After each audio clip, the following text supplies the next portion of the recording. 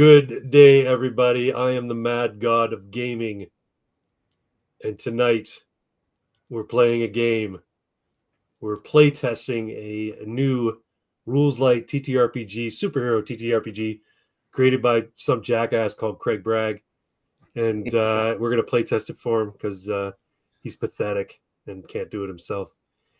Anyway, I have with me tonight two veteran TTRPG players. Yeah. Mr. Irving Twin.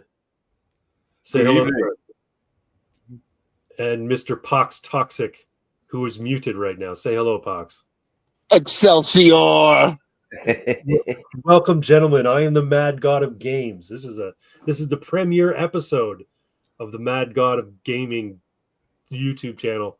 The plan behind this is that we're going to do live streams of TTRPGs and the like. And right now we're playtesting a game. Like I said, it's a rules-light superhero TTRPG called 4-Color Concepts. And so while we're playing, I'll explain the rules both to my players and to you, the audience, you massive audience that are tuning in right now. Please make yourselves known so we can answer your questions and draw attention to your witticisms. Tonight, for 4-Color Concepts, like I said, rules light. The problem with superhero TTRPGs, at least the ones that are on the market, typically currently, that are the most popular, are that they are very crunchy. Like Mutants and Masterminds is a great game. I love Mutants and Masterminds. The earlier editions, even 3rd edition isn't bad because it's very comprehensive. But it takes you like 45 minutes to an hour to make a character in Mutants and Masterminds. Well, that's not the case in 4-Color Concepts. The idea behind 4-Color Concepts is basically you create a character by describing your character.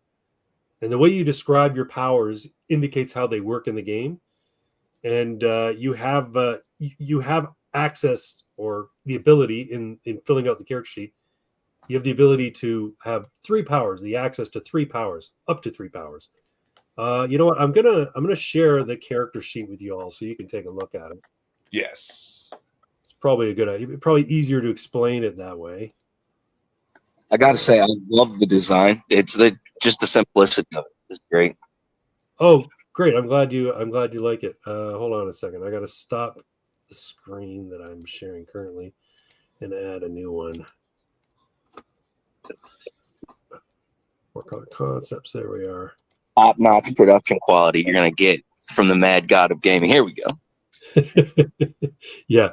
Okay. So basically, this is your character sheet. Oh, hold on. This is your character sheet. I started filling out your character actually. There, Mr. Pox. I should delete that. Hold on, just so people can see that it's. There we go. Is my real name on there somewhere? Did you dox me again? Not your real name, but your superhero's real name. Not your real name, though. I can't even remember what I put down for Mr. Rott's real name. I think it's Donald McLean. Donald McLean. Yeah. So 4-Color Concepts presents. So in the presents section, you would write, or the GM would write, or tell you to write the name of the campaign. They Call Me would be your superhero name. But behind the mask, that would be your alter ego, your secret identity. And then you put Nobody Knows My Secret But, and you could put in anything there. Normally you would put in like your partner in superheroing, or your close confidant, some contact who knows that you're actually a superhero. And then you put My Powers Are a Result of, and this is where you would indicate what your origin is. Maybe you've got a mutant genome. Maybe it's years of discipline and training. Maybe you were dropped into a vat of chemicals, or maybe you were bitten by a radioactive hamster or something along those lines. After that, you'd write I'm most well known for, and this is where you would put your primary power, the one that everybody knows about, Mr. Rott. He's the guy who can do this. And then you would indicate that, and you see in sort of a gray tone, it says +3. That means when you're using that power and you're making die rolls in using that power, you get an automatic +3 for that power. And then, but also would be a secondary power. And then thirdly, and would be a third power. And as you can see, the bonuses you get will go down. And then down at the bottom, we got, it would spell disaster if the bad guys were to learn. And this is your weakness or some other aspect about your character that whenever that comes into play, you're at a -1. So if the bad guys don't have to learn that you're vulnerable to peanuts. It's just if you actually get hit by peanuts, you're at -1. So yeah, and then down here in this little funny little section here, we've got your dice pool. So the way D20 or the way that Color Concepts works, it's a D20 roll high system, and you have 5 dice in your dice pool: a D4, a D6, a D8, a D10, and a D12. You get one of each of these dice per session. Once you use them, they're gone. And actually, not only are they gone, but they go to the GM, meaning the GM gets to use them against you at some point in the future. But they can be used to boost a roll, and you can use as many as you want. But once they're gone, they're gone. But the dice pool also work as a function of essentially hit points, meaning if you have 1 or 2 dice left, every time you take a bit of damage, you lose a die from your dice pool. When you have no dice left and you take damage, you're incapacitated. It doesn't mean you're dead, but it just means you're out of the fight. You fall down, and until somebody comes and helps you up, you have no dice to use. You're considered out of the fight. Now, anytime you lose a die, it goes to the GM, and then the GM can use it at a future date, a future point in the session. So it becomes a matter of like resource management. When do you want to use these dice? Do you want to use them in your first encounter with some thug who's dealing drugs or robbing or snatching a purse or whatever, or are you going to save them until you get to the final boss fight at the end of the session? So yeah, that's essentially how it works. And like I said, it's D20, roll high, add your bonus for your powers, and add any pool dice you want to use. And that's essentially it. It's very narrative based, and basically things are the adage of make rulings, not rules, is very much in place. So basically, I want to encourage players to use their imagination when they're playing the game. And I'll decide whether or not it's outside the scope of how they describe their powers at the time. And I'm pretty generous. I'm going to be inclined to yield to their suggestion, provided it's well thought out and it's not just being cheesy munchkin type stuff. Make sense, guys? Absolutely. All right, cool. Yeah, sounds good. All right, I'm going to stop sharing this for now. We'll just sit here for a bit.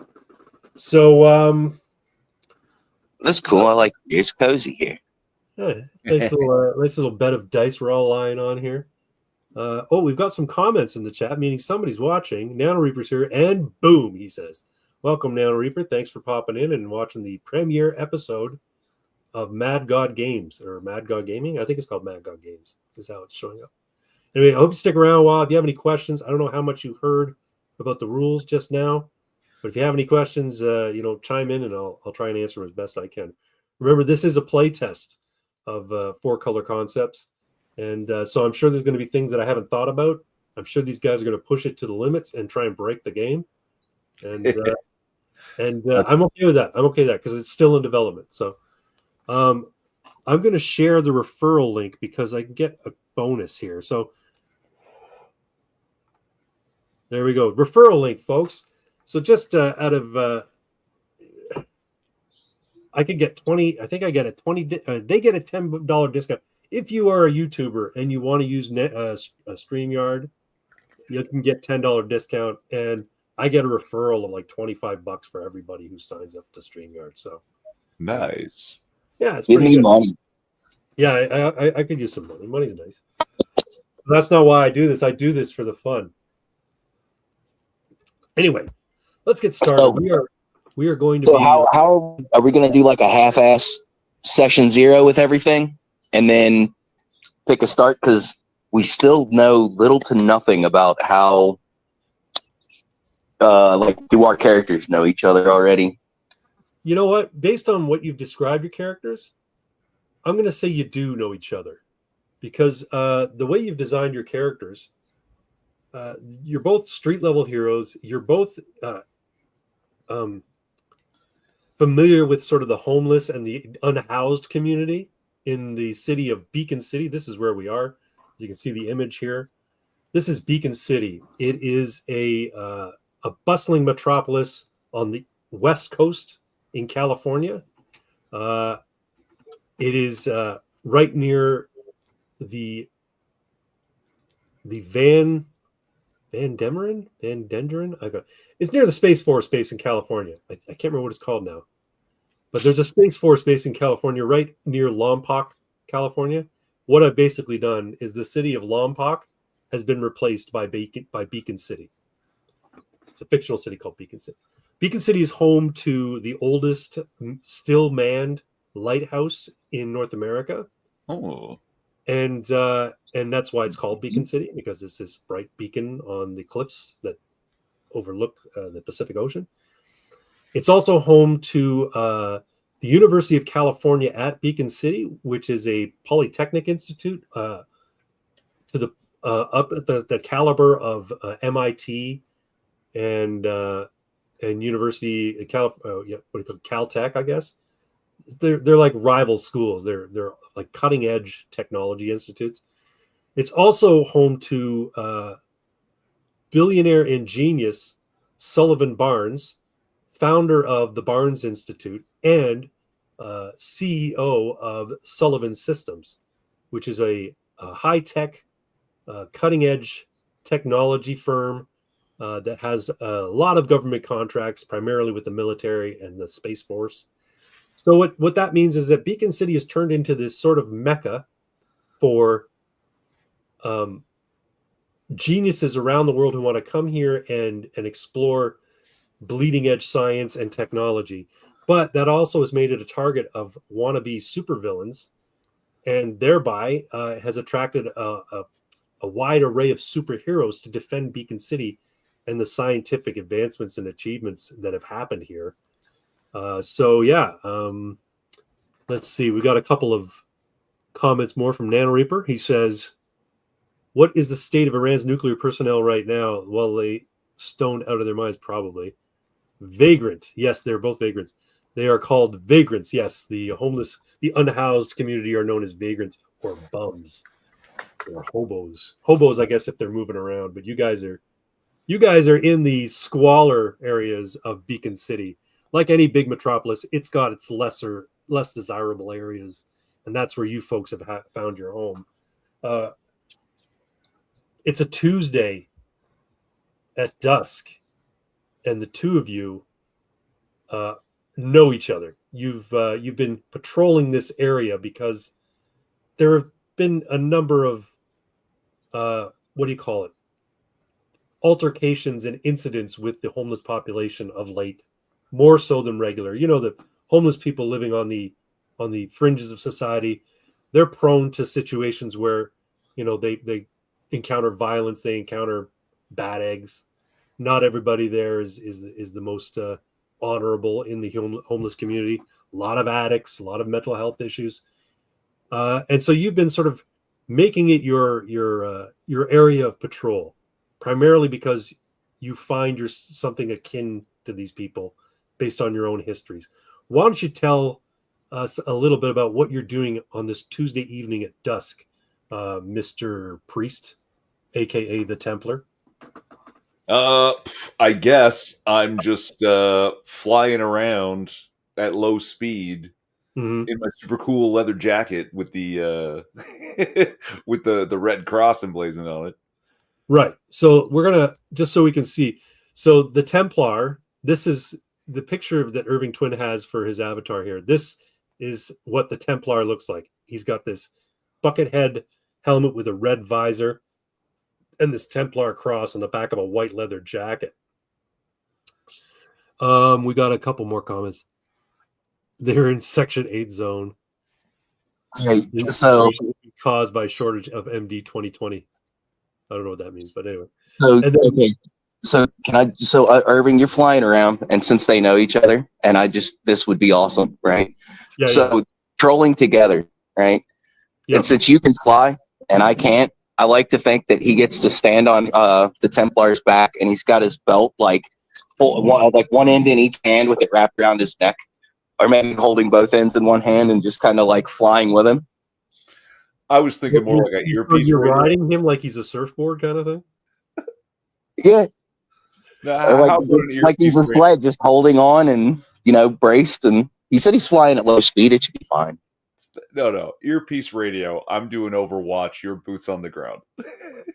All right. That makes more sense. How about this? One of those nice YouTubers out there who helps the homeless people out and buys them socks and fucking sleeping bags and tents and shit.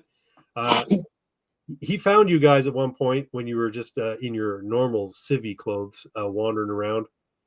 And he's like, "Hey, buddy, can I get you anything to help you out?" And the first thing that came to both your minds is two-way radio. So he managed to go over to the Walmart there and get you one of those 2-packs two-way radios and enough batteries to keep you going for a while. So as the Templar flies above the tenement buildings and looks for trouble. So since we can't go the best route with it, I'm going to say that Mr. Rott, the way he would be patrolling the streets is using his shadow walking. So as basically he's on the ground trying to keep the same path that the Templar is, only he's jumping from shadow to shadow in the alleys and cross streets and stuff. You know what I mean? Essentially cover the same ground. That makes sense. MD 2020 is a popular bum wine in the real world. Oh, then it Mad Dog, let's go. As well. See, I always thought Baby Duck was the wino drink. That's got to be some shit. Remember Baby Duck? I don't even know if they make it anymore, but it doesn't matter. It was cheap wine, essentially, is what it came down to. Okay, so you guys are patrolling near dusk in the Skid Row section of Beacon City, which I haven't drawn out all these neighborhoods yet. But let's just say it's right on the cusp between the light industrial area of Beacon City and the residential tenement buildings of Beacon City. So it's a stinky area. It's polluted. There's lots of homeless people, lots of little encampments here and there. MD 2020 is still $3 a bottle. Well, there you go. Hey, it's better than drinking Lysol. Anyway, so you guys are patrolling the downtrodden sections of Beacon City, and you come across a person that you know well, Mr. Rott, named Carlos. He's standing by a garbage can, going through what looks like somebody else's belongings. They're not his, because you know what he carries around with him. But he's found like a one of those fabric cheap bags that they give out at the stores, and it's just chock full of clothing and knickknacks and whatnot. And he's going through and seeing if there's anything there that he can keep, and he's chucking the other stuff into the garbage. So he's just all absorbed into what he's doing then, right? He's doing his thing. His dog Butterscotch is sitting right there next to him, panting, hoping that there's a treat in this bag. And he spies you, Mr. Rott. Now, Mr. Rott, how do you look when you're in your superhero outfit? Do you dress as like a normal homeless guy, or do you have like a specific look when you're superheroing? So when he's superheroing, the only consistent thing is he covers his face with a like really cheap rubber jack-o'-lantern mask that barely fits around his face, and then he's got a long, busted ass, patched up raincoat, just like a cloth long coat.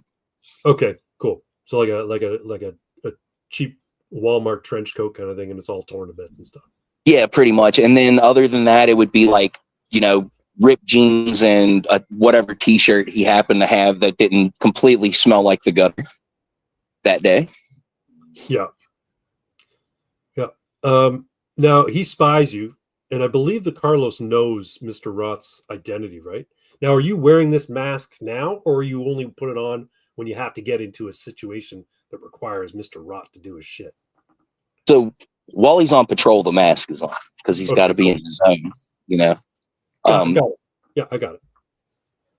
So and, I guess he spies you, does a double take, and he sees you're working kind of thing, and but he nods to you and says, "Oh, hey, I see that you're there, Mr. Rott." He would nod back and then shadow step. So if there's any spot closer to him that's like a darkened area, he would step back into a shadow and then step out and walk up and say, "Hey, Carlo, how's it been going? You see what's all this? What's going on, man?" Oh man, you hear what happened to Roberta?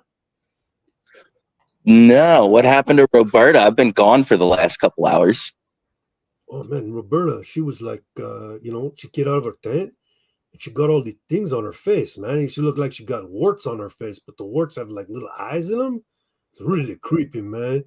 And so she's asking help. She could go to the hospital, right? And nobody gonna help her. Then all of a sudden, this van come up, this big white panel van, right? And he said, "We'll help you, ma'am." And then grab her and put her in the back. It wasn't an ambulance though, man. It's just they take Roberta, and she gone now. Like she just all her shit gone. So I got the last bit of it when they take her away, and I'm just going through it now to see if there's anything worth keeping. So anybody? Okay, Carlo. I have some questions. Okay. And then when he says that, he would put his hand, like, just kind of grab him by the shoulders and make him stand up straight and look at him. He's like, okay. Now the eye works. Watch that funky touch you got, man. Don't rot this coat, man. Bro. And he's gonna like play slap him on the face. The gloves are on. You're fine. Calm down. Okay. All right. Now look, the eyeball warts. Everybody saw those, right? You didn't hit up Javier earlier and get anything, did you? No, man. I'm stone cold sober. Everybody. Okay. Did anybody get the plate number on the van? Shit, I don't know, man. No, I didn't see it. We thought they were legit. We never thought about it until after they left. We go, hey, that were no ambulance, man. Hey, I can hear this over our two-way communications, right? Yeah, even if it's not open, I'm sure that Mr. Rod at some point gave you the note. Hey, man, there might be something up, kind of thing. I would assume they would be working with comms open. You know what I mean? Unless if the comms were going out, then it would be situations come up. You know what I mean? Right. Yeah. Let's just say you did a double tap, bleep, bleep, so that maybe a Templar has been notified that something's come up. Yeah, that works. Okay. Well, Carlo, who else saw this that wasn't hanging out with Javier earlier? Gino, Jermaine over there, he saw it. He's high though. I don't know, man. You might not be able to help you. Jermaine is doing the crystal meth zombie. What do you call it? Coat hanger. Standing. The flock, the heroin stand. The heroin. He's locked in the place, bent all back. Yeah, exactly. He's like that, but he's pretty fucked up. You can see Jermaine's pretty fucked up. Who else did he say? Gina. Gina saw it too. Gina and Jermaine. She's an older homeless lady who has a tent about 100 yards from here. So Mr. Rod will sigh and he'll be like, he'll just kind of like turn his head from Carlo and be like, Templar, did you hear any of that? You heard that, right? I got it. Rod, ask him how long ago this was, because I'm already like gaining altitude looking for any white van in the neighborhood. Oh, all right, so it was like I don't know, like 3 hours ago. 3 hours. Fuck. Okay, so I'm no good here. I can't help you. It's a white van. Is there anything about this van, Carlo, that stuck out other than it was a white van? There had to be something. A ding, a nick, a scratch, cracked window, tape on the license plate, anything? You know what? I'm going to say yes. There was a what looked to be a former, like, sort of the residue of a logo on the back door. And it looked to be like a government seal that had been like taken off of it. So it's like a Sprinter van. It was like one of those Ford Econoline Sprinter vans, so no windows, but with the high back, so it's like you could stand up in it. And on the back of it, it looked like it had a seal or a medallion that looked government-like, but that had been torn off. So the residue of it was like a government type of seal or emblem or whatever. All right, cool. So I would relay that to Templar since he's in the air. All right, I'm checking it out. All right. Okay. While he's doing that, I'm gonna look back at Carlo and be like, "Look, I'm gonna go make sure Jermaine doesn't wander into the street. I'm gonna go talk to who was the other one? Gina. I was like, I'm gonna go see if I can find Gina. Okay. If you find, look, I'm not gonna. I didn't see none of this, but if you find anything in Roberta's shit that should go to her family. Hold on to it, and then he's just gonna sink back into the shadows and see if he can find Gina. Do I need to roll anything, or are we just gonna?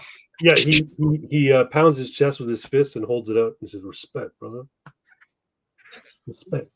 And yeah, he starts going back through the stuff as you disappear through the shadows, and you pop back out of the shadows right near Gina's tent. And she's kind of groggy. She's still in her tent, just trying to avoid the heat of the setting sun. It's still hot. You're in California after all. And do you make yourself known? Are you gonna like try and surprise her, sneak up to her, or what? I think with Gina, he's just gonna walk up and kind of like tap on the tent door, if because you said she's in the tent, right? Yeah. Yeah. He's just gonna walk up and tap and be polite this time. He knows Carlo. Gina, he's not as close with. Yeah. All the homeless people in this area know each other, and they generally try and look out for one another. But I guess what happened with Roberta was just too freaky for them to, have their wits about them. So Gina comes out of the tent. So, Mr. Rat, it's good to see you, Mr. Rat. How's it going, Gina? Sounds like it's been a pretty wild night tonight, huh? Ay caramba, yes. Sorry, I don't know how to do. It's cool. Canadian to a Mexican accent. I fucking love this game already. I don't know how to do this stuff without racism. So, anyway, fucking great. So I talked to Carlo. He told me what happened to Roberta. Do you know what she doing before the eyeball warts started showing up? I don't know. I know she works down in the docks area for try to make some monies with the sailors, but I don't know. Last I saw her was last night, and then she came out to her tent this morning. She had the warts. She had the eyeballs warts. Monsieur Rat. No, Monsieur Rat. Senor Rat. She's French. She's French and Latina. Senor Rat. Senor Rat. It's the bug. You heard about this? The bug? This is the first you've heard of anything called the bug. The bug? No, what is the bug?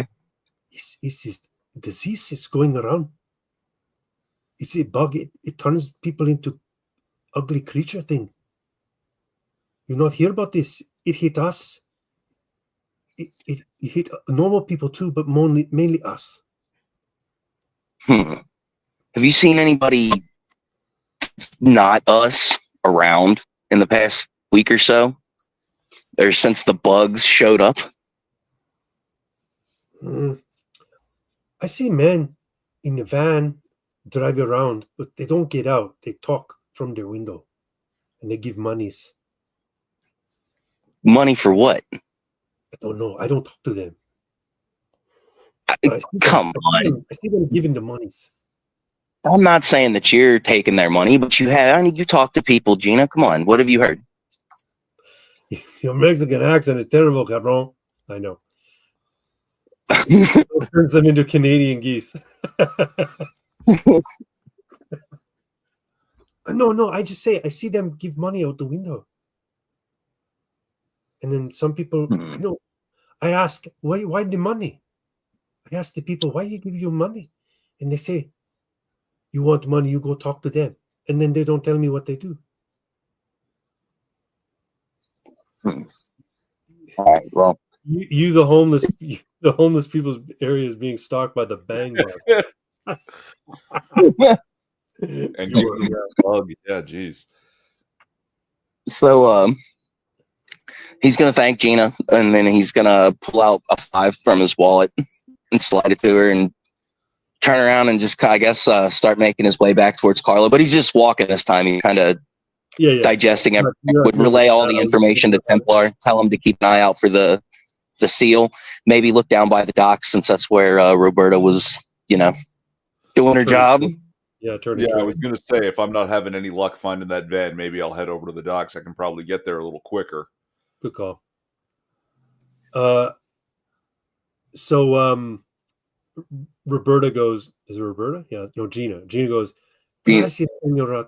Gracias, senora. She thanks for the money. Don't drink it all in one night. The Templar. You fly your way down to the docks. You haven't been able to find this van, but you know what? Like Sprinter vans are kind of common these days. You got all these last mile couriers driving in Sprinter vans. Not all of them are marked with logos. So, trying to go through every Sprinter van and find a piece, some residue of a sticker decal on the back door of one, it would take you a while. And you're basically counting on luck for that.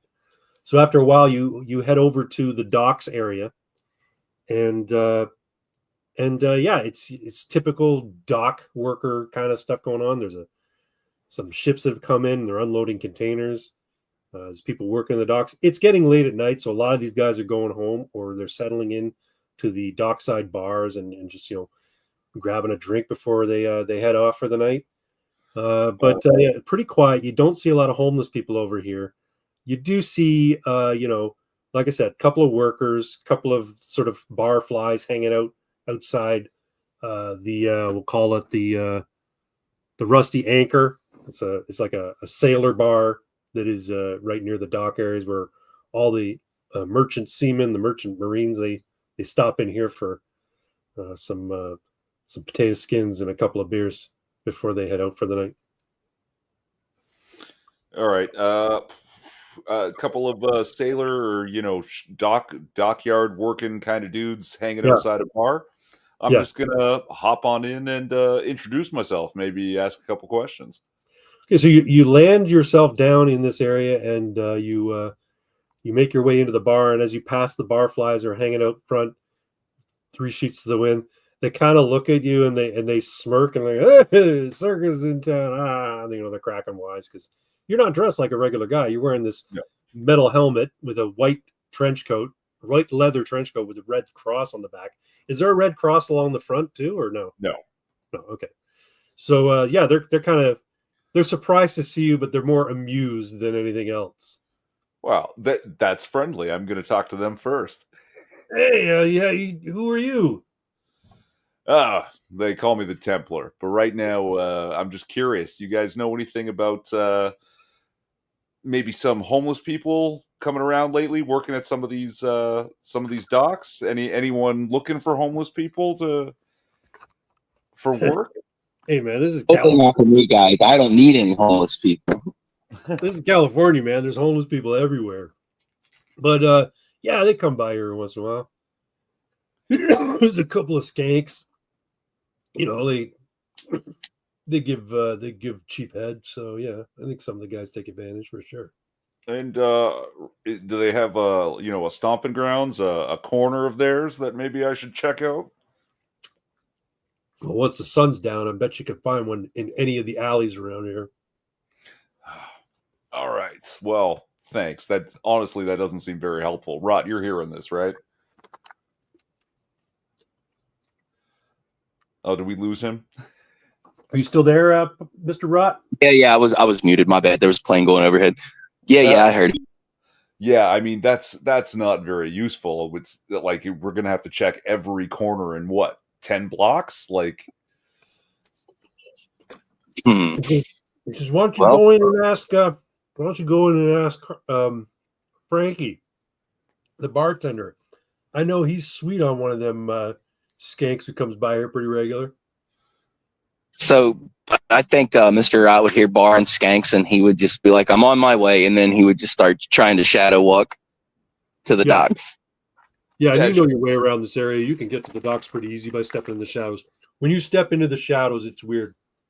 You cut out. Can you hear me still? Yeah, I gotcha. Yeah. When you step into the shadows, Mr. Rock, what ends up happening is once you're inside, it's pitch blackness, but you see every other shadow nearby as like a doorway. So a little bit of light trickles in from the street. And as the night gets darker, of course, more doors appear. And by means of traveling through the shadows, you can get pretty much anywhere almost instantaneously. It takes you time because you are actually traversing space in the shadow realm, but you don't have to worry about walking through physical objects or moving around things. You can just, oh, there's a door, and boom, you walk through it. So after a few minutes, you find yourself over in the docks area. You're in the alleys, and yeah, typical alley, stinks like piss, a lot of garbage, some stray animals, a few rats here and there. And this is it's the alley by the bar that Templar's in. Yeah, the Rusty Anchor. Yeah, the Rusty Anchor. Okay, so yeah, he just walked through the alley, make his way around, and come in through the front door. Step up to Templar and just kind of put his fist out for a fist bump. Boom. In my head, they do the cool fucking back of the hand fist bump side by side. Okay. Have you talked to the bartender yet? No, let's do it now. I'm not nearly as persuasive as you are with that mask on. He just kind of shrugs and then shuffles his way over to the bar and sits down. So Nano's got some comments here. I'm concerned with your realism. Union longshoremen make around 75 to 250K. Sure, but these guys aren't union. They're not. They're sort of what do you call it? Journeymen. They're just new merchant marines. They're just starting out. And that's why they're hanging around the dive bar. Also, old habits die hard. It doesn't matter how much money you're making. When you become familiar with an area, and you become catered to by a certain business, you tend to go there again and again and again. Anyway, so fuck you, Nano. No, I'm just joking. That's great. So I'm not sure they would be hanging around a dive bar that doesn't turn away homeless. Well, that's the thing. The homeless people don't necessarily go in the bar, but they hang out near the bar because they know that seamen, after a long time at sea, they get kind of lonely. 75K is just starting out. Maybe so, but this is a comic book world. And in my comic book world, they hang around at the Rusty Anchor. It's also California and rent is like bro. The easiest way this could have been done is just saying they're scabs. They're scabs. It's fine. There you go. They're scabs. These guys aren't union. They're working for the Chinese. Anyway, so you head into the bar, gentlemen, and a couple of patrons are there. They're drinking. No smoking in here because it's still California, so everybody goes outside to smoke. But you see Frankie standing behind the bar. He's a middle-aged, kind of overweight guy. It looks like his hygiene is questionable. He's doing the typical bar thing. He's perpetually cleaning a glass with a rag, and he spies you as soon as you walk in. And he kind of smirks. He goes, "What can I get you, gentlemen?" So I just want to paint a picture here. So Mr. Rod, so picture somebody who's like Spider-Man physique, but like starved for a week, right? Yeah. Wearing ratty clothes, a long battered trench coat, and a fucking Halloween mask, right? And he's sitting at the bar. And he's got his legs spread, his feet on the stool, his knees out to either side. He's leaning like halfway over like a crazy person. And he just taps the bar twice. Says 2 shots of whiskey. You got a preference for whiskey there, sir? Say it again. Do you have a preference, a whiskey of preference? We've got cheap and drunk. Right away whiskey. What's it? Sorry? Cheap and drunk, and he starts kind of like bouncing his knees. You know what I mean? Yeah. He goes, okay, well whiskey it is, sir. He grabs a bottle of like Canadian Club or whatever it might be.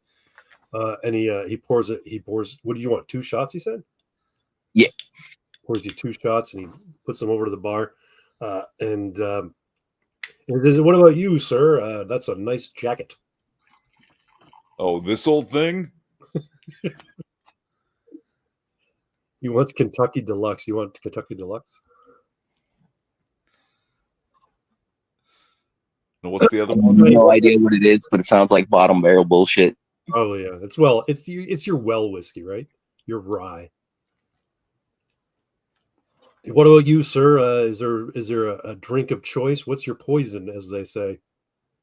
Yeah, give me the bird. The bird. I assume you mean wild turkey? I do. Very well, sir. One wild turkey. He has to go away from the well to get the wild turkey. It's on the back shelf. And while he's turning around to grab the wild turkey, you notice something, Templar, through your mask. It's bright as day, and he's obviously just not aware of it.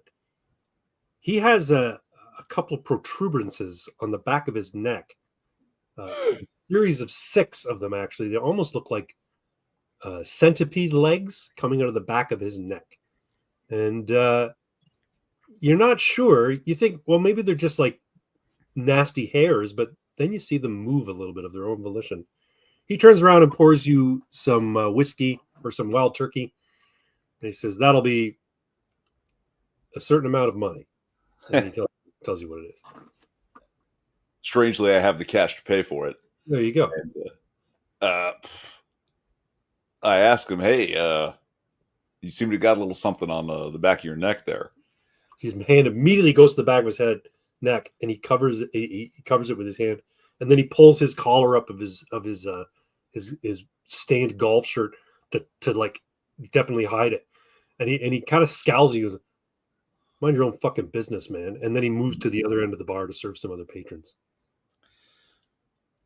Well, Rut, I don't know. That seems a little suspicious.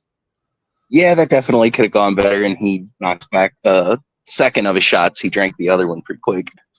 So he starts tapping the bar again. And like the longer that it takes the bartender to look over, like the harder he's hitting this table. He gets a little tired of your insistent tapping, and he eventually comes over and says, now what? 2 more shots at a conversation. He pours you the 2 shots of the well whiskey. And he says, I'm a busy man, so conversation's going to have to be brief. What do you want? Yeah. Look, you've been here a while, right? I own this bar. Yeah. I know. You've been open a while. Look, just listen. Have you seen anybody that's not usually here recently? Like in the last week, month? No, it's mostly regulars. I mean, it's a port bar, so different people come in from all over the planet, for crying out loud. So yeah, but I mean, I get my regulars, but nobody. Have you had any new regulars show up? New regulars? Yeah, guys that have been coming in regularly. You guys are the most out of the ordinary 2 people I've served in probably 6 months. All right. And then he knocks back one of his shots. And then he's like, so I know my buddy, he didn't mean to piss you off about the whatever the little doodler dads on the back of your neck are, buddy. Yeah, look, okay, I'm gonna get it looked at, okay? It's just but it's not like we're not gonna get it, are we? No. And he just kind of, and when he's taking these shots, he's like with one hand he's pulling up the bottom half of the mask. And he's just kind of grinning after he says that and drinks the other shot. Well, I ain't going to give it to you. How about that? Okay. You might want to get it checked out quicker than I think you're planning to. Want to hear a little story? Just happened tonight. Might be related. Hang on. And he goes and serves some customers down the bar, and you can see he's visibly shaken because this is not something he really even wants to dwell on, let alone talk about. Mm-hmm. But eventually comes back and he says, look, guys, I like superheroes, okay? I know a lot of people got bad opinions about superheroes. It's the only reason I've been talking to you guys so much, because I like superheroes. But I mean, I don't know what you can do about hero this. Parts in question. What's that? I'm pretty super, but hero parts in question. Well, like it's Beacon City, it's full of fucking superheroes. So when he sees people, no, that's what he says to the guy when he says when he starts talking about superheroes. Yeah. He's like, I get it. But look, I don't know what else to tell you. This showed up like, I don't know, like a couple of days ago. I don't know what it is. Did something happen like before or anything weird? You weren't like abducted by aliens or, no, didn't have some scrawny dude in a lab coat with tentacle arms come crashing through your house and knock you out or anything? No, I think I'd remember that. Look, my routine is really disappointing. I get up, I brush my teeth, I put on clothes, I come to the bar, I open the bar, I work the bar. When it gets a little quiet, I go outside for a smoke and a little bit of conversation. I come back in the bar, I close the bar, I go home, I stop by, maybe get a hoagie somewhere, and then I go to bed.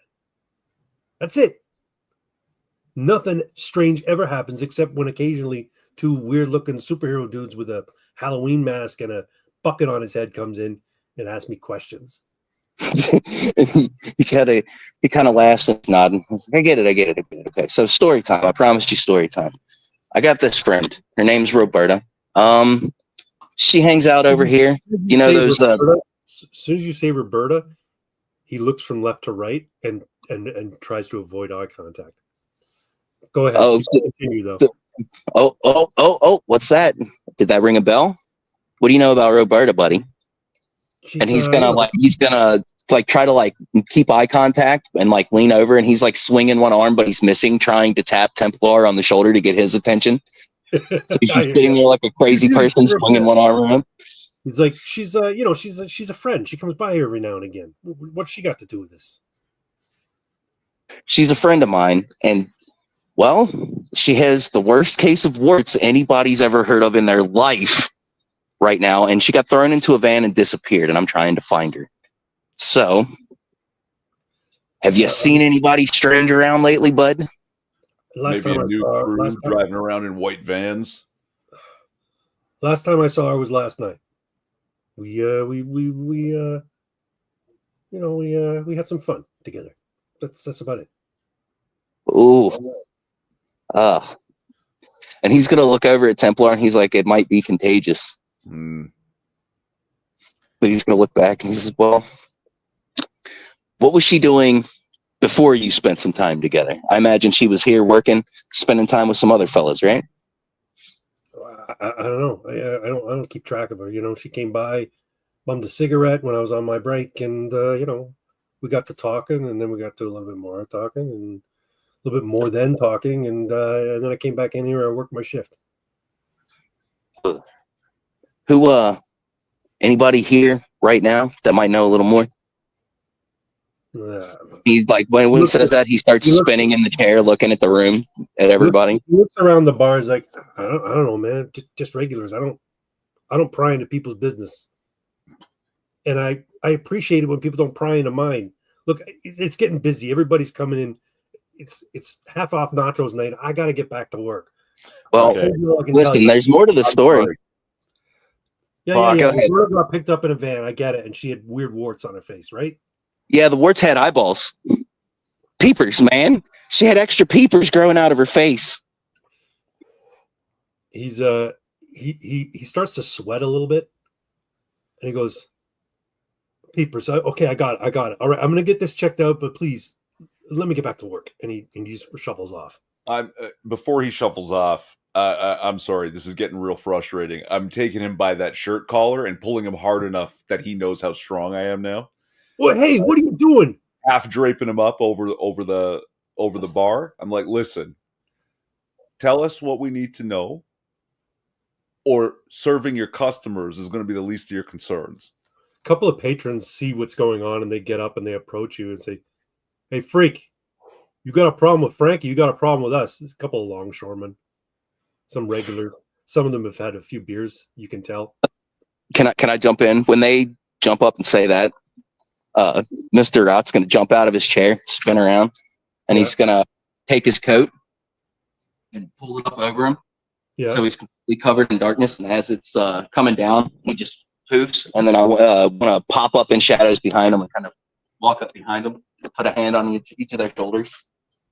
What's going on, fellas? We got issues, man. Okay, so the two that you put hands on, they freak the fuck out, and they go, "What the? They're supers, man. They're fucking supers." And they try to give you a bit of a berth. But the guys in front who spoke the words, "You got a problem with Frankie, you got a problem with us," they seem to be wanting to hold their ground. And they ignore what you're doing, Mr. Rott, but they're looking right at Templar. So they're like, put him down. Put him down. I say to Frankie, the bartender, do you want this kind of trouble in your bar right now? Because tell us something, or you're going to get it. He motions to the patrons, guys, calm down. I got this. It's okay. And then he turns to you. He pulls his shirt away from your grasp. If you want to let his I allow it. Okay. I allow it. And he straightens himself up. He tugs on his shirt to make himself look somewhat presentable in a stained polo shirt. He's like, look, I told you what I know, okay? Last night, me and Roberta got frisky. You tell me now she got warts and she got picked up in a van. Thank you for the advice. I'll avoid vans, and I'll go and get this checked out. But look, all I know is this showed up a couple of days ago. Me and Roberta got frisky last night. She ain't the only lady I get frisky with, okay? You got to know that. We're not exclusive or nothing. I think he's probably telling us the truth and knows very, very little, because most normies wouldn't have like a weak sauce Superman in their face threatening to destroy their whole bar just to fight off some punks. And yeah, he'd say what he had. He'd tell us what he needed to get us out of there. So, okay, I don't know, Rot. Should we get out of here? Yeah, but before we do, ask him who these other ladies are. Oh yeah. Who are these ladies, Frankie? Fuck. I don't want to rat anybody out here. Look, one girl, her name's Crystal. The other girl, her name is Magenta. Okay, and where can we find Crystal and Magenta if we wanted to be friendly with them? Yeah, like you want to be friendly with them. They're around. Hey, I take offense to that. I am a very friendly, well-paying customer, sir. Oh yeah. Well, he says that he's pointing his finger at him. You look super friendly, of course, with that Halloween mask on. Look, they're around, okay? They come in here, they work on the streets, they're ladies of the night. Magenta and Crystal. And Magenta Roberta. and Crystal. But it looks like Roberta's off the menu for a while. Oof. This guy's a bit of a piece of shit. Meth. Well-playing customer that has yet to tip. That's true. You guys haven't tipped him yet. I haven't paid for shit yet. You haven't paid for shit yet. You've paid for your wild turkey, Mr. Templar. All right, so Rot, what's next? Have a good night, gentlemen. And he goes back to serving his patrons. The guys who came to his defense, they check on him. Hey, you okay, Frankie? You know, that kind of stuff. And they're kind of looking at you sideways, but they're not making any moves against you. They're, they made their point, so to speak. So did we. So Rod will start making his way back to Templar, just walking across the room, not using the shadow walking shit, but he picks up his coat, dusts it off, and folds it over one arm, and gets his wallet out, and he puts a 5 on the table for all the drinks and the bullshit that just happened. Well, I guess we got off the hookers. That seems to be what we're gonna go do. Back to the hookers. That's right. All right. So you head out into the night. You leave the Rusted Anchor bar. It's well into night now. You spent probably about an hour in there interrogating, waiting for drinks, that kind of stuff. And the sun has set. It is full on nighttime. Let me see here. Magenta and Crystal. They're either professional hookers or other soups. Yeah, exactly right. No, they're probably professional hookers, and they might dance on tables as well. You never know. Templar. Hey. Yes, Rob. Hey, Templar. What do you think a super hooker's powers would be? Oh my God.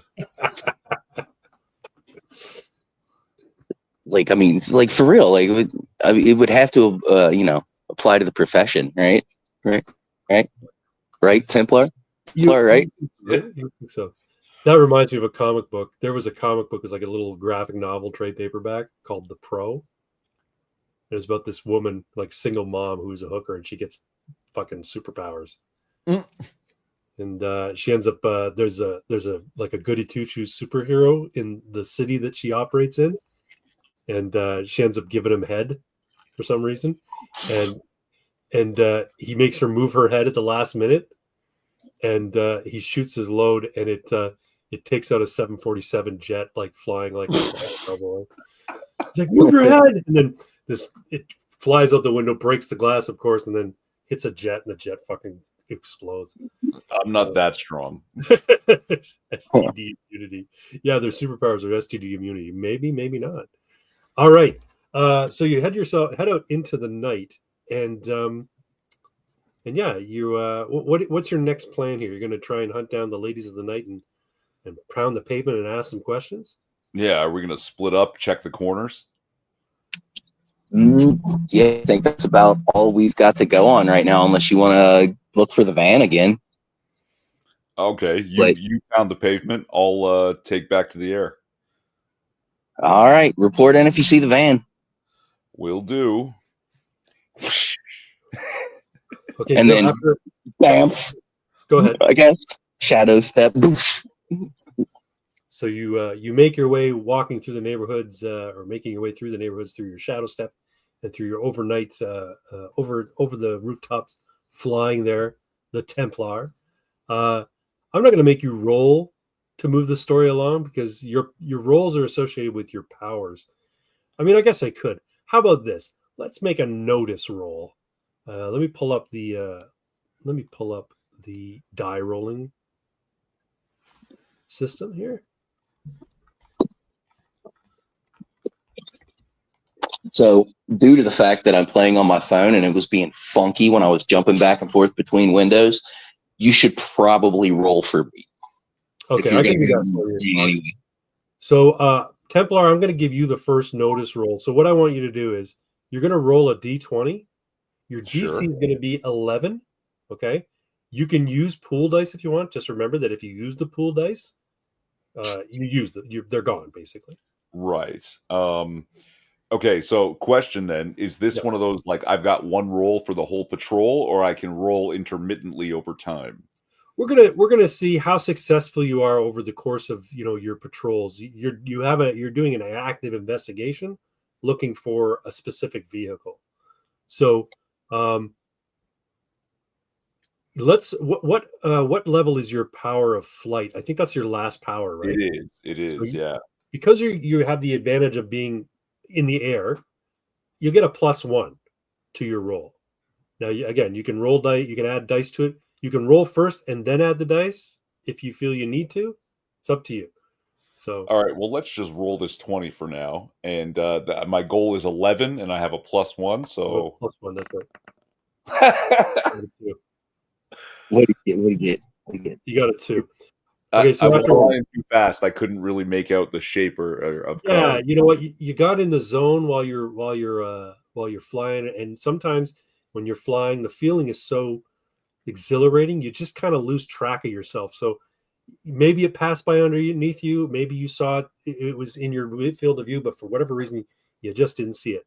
Now, Mr. Rott, as you're zipping and zagging through the shadows, I'll give you the same opportunity. And because of the mobility associated with your shadow stepping, which I believe is your +2 power, you can add a 2 to your roll. Just under the what do you call it? The logic that your ability to get to all over the nighttime area of Beacon City allows you to see even under cars. So maybe you can even look under a car and see if you found this car, that kind of thing. So you can go through the parking lots. You can spend around the same time that Templar did flying around and have probably more success just simply by virtue of the way you travel. So roll a d20, add +2 for your shadow walking, and see if you can get an 11 or higher. Roll them up for me, son. Oh, I'll roll it for you. How about that? Yeah, because if I switch between the windows on this phone, it's going to go all funky with the mic. Can't be having that live. All right, you got a 19. You're adding 2. That's 21. You definitely succeed. Okay, so at one point you find yourself outside of what looks to be a some sort of industrial facility, and you come across the white Sprinter van that was described to you by Carlos. It's a white Sprinter van. It's a Ford Econoline Sprinter van, or whatever they call it. And you see there's some residue of like a logo It has this distinct shape that looks kind of like a badge of some sort of government or government adjacent agency. You don't know what the agency is just by looking at it, but it has that sort of distinctive hallmark of what a government medallion might be, or an official medallion might be. And it's outside of this large sort of flat 3-story building, which takes up a huge amount of real estate. And it's inside like a chain link fence with barbed wire on top. So you are actually inside some sort of compound. You don't see a sign from where you are, but if you investigate around, I'm sure you'd be able to see what it is. All right, so he's gonna double tap the 2-way radio. Templar, I found it. Where are you? I'm on my way. Madison and Vine, big ass industrial building. You should be able to see it from the sky when you get close. All right. And he's gonna climb up on the top of the van and just kind of sit and wait. All right, sounds good. So you make your way up on top of the van, and you're looking around this place. There's not a lot of vehicles in sight. The lights of the building are mainly off, but it looks like there's a couple of lights on the top floor. Maybe some, late night janitorial staff, or maybe somebody doing some last minute number crunching. Who knows?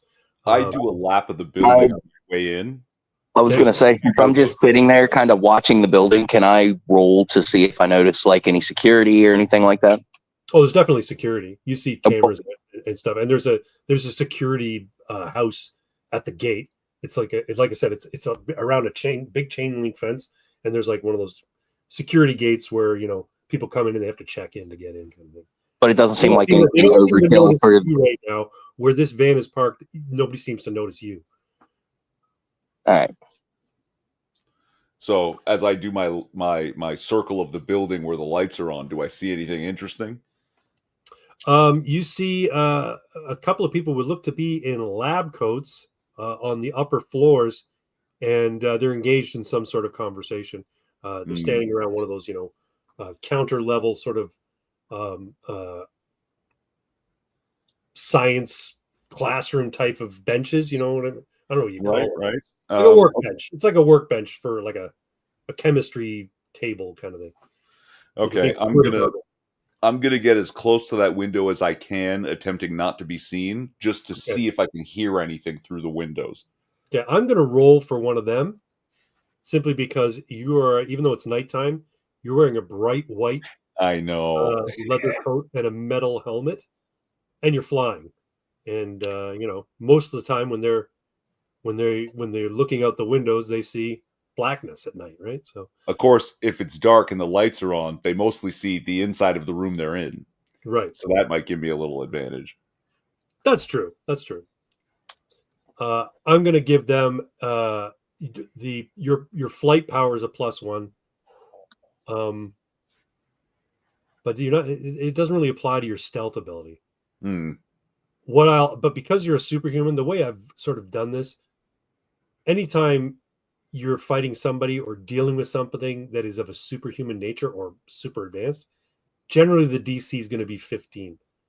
I'm going to lower it a little bit just simply because your costume's quite bright. So I'm going to make the DC for this guy a 13. And he doesn't have any bonuses. He just rolls. And if he gets a 13, he sees you. Cool. A 12. Nice.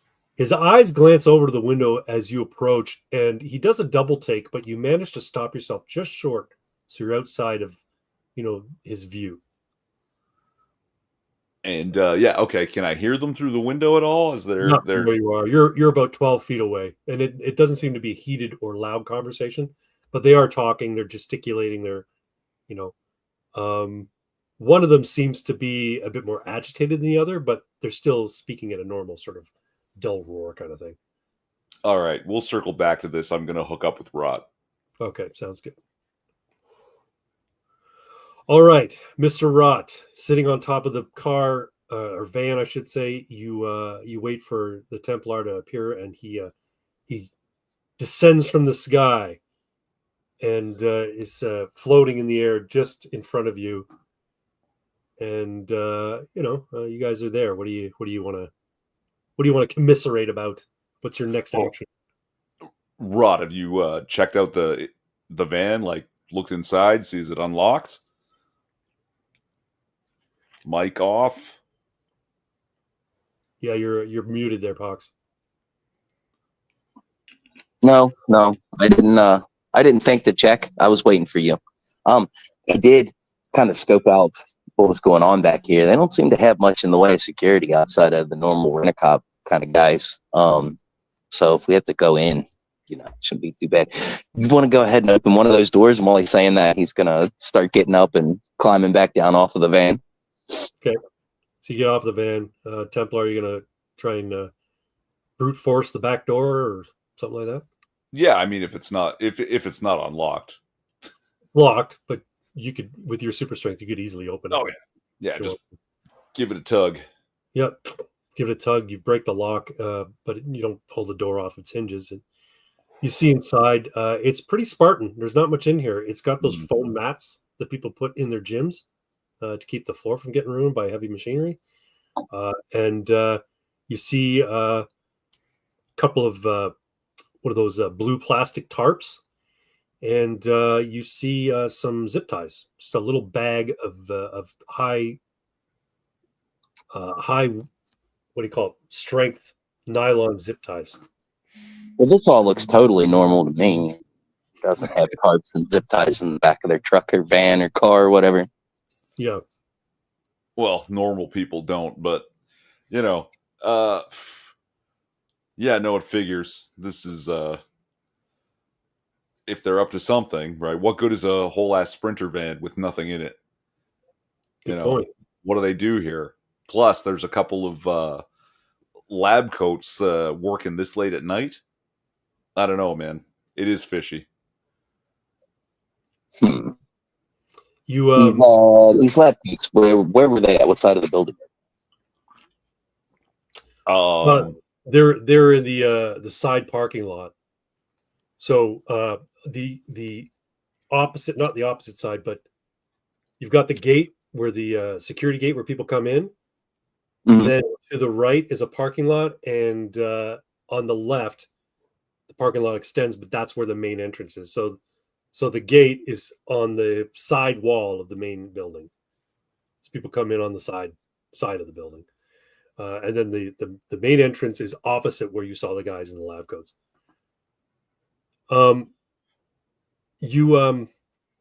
As you're searching around in the van, you see a file folder sitting on the passenger seat of the van. Yeah, let's open that up. You open that up, and you look at it. I think that they're looking at it. Each one of them's holding a side of the file folder. Like side by side. One's got one end of it, and they're just like flipping through it together. Like buddies. Hold on a second. All right.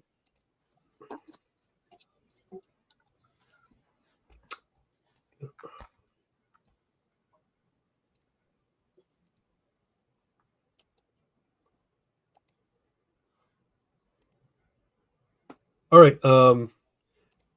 You open up the file folder, and you see some jotted down notes with some names and some pictures. And the pictures are like this. I'm going to zoom in a little bit so you guys can see it a little bit better. There we go. Oh, we're getting all Junji Ito up in this bitch, huh? Let's go. What's that? Sorry? So we're getting all Junji Ito up in this bitch, huh? Gunji Ito? I don't know what that is, but he's an anime guy. He does like horror comics basically, and it's like manga, so it's black and white. It's about that style. Yeah, this is from a and I highly recommend you read it. Well, you know what? I'm not going to give that up because people who are watching will know where it's from. I can tell you, but there's a graphic novel. There's a graphic novel called Black Hole. Okay. Black and white, and this is imagery from it. Seems a little Lovecraftian to me.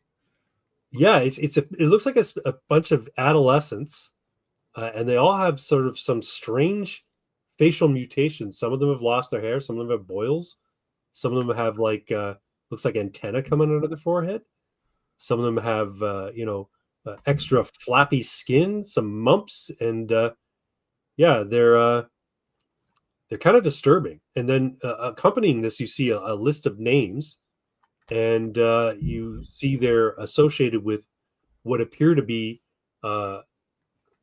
code numbers or that begin with the word subject. So subject 12, subject 19, subject 8, that kind of stuff. And I guess none of these people are Roberta, hey? Rot, you do recognize one of them kind of looks like Roberta. Do I see Frankie? I'm sorry. I misspoke. No, you don't see Roberta. Do I see Frankie? Is his name on the list? The bartender? Frank's name is not on the list. However, the name Crystal is on the list. Oh, no. And Crystal appears to be subject 7, which is the girl on the second row with the long black hair. All right. Let me check that out real quick. And, oh, God. That poor girl. Yeah. What do you even call those? Pustules. That's what I was thinking. Oh my God. Frankie's not gonna like to hear about it. He's not gonna like hearing this. Yeah, but does that actually remind you of Frankie's fucking weird ass insectoid legs at certain points?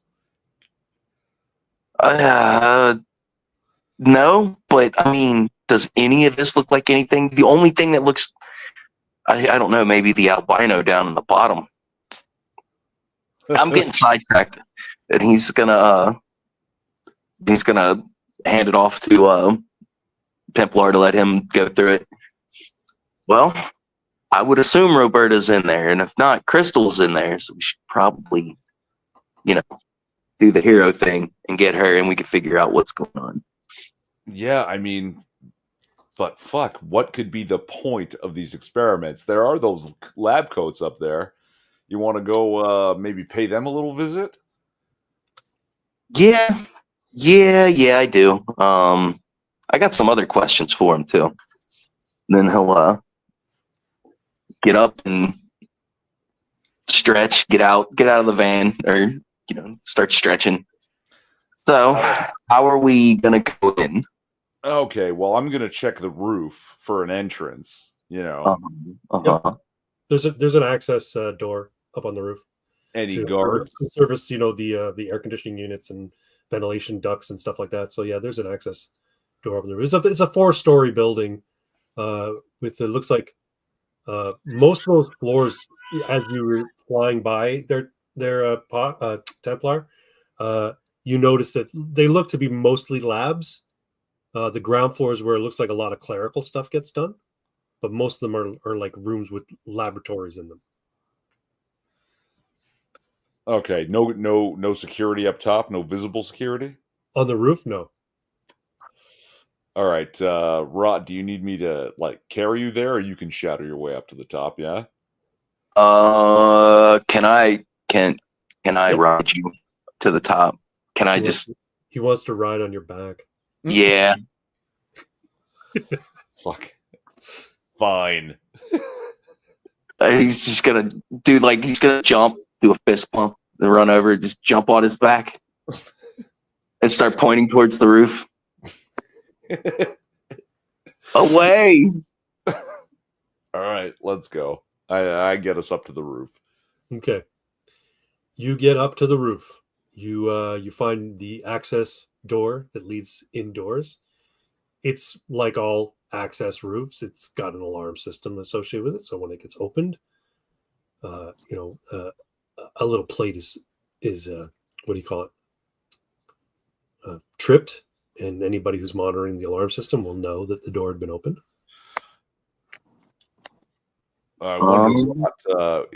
Is rotting it away going to set off the alarm?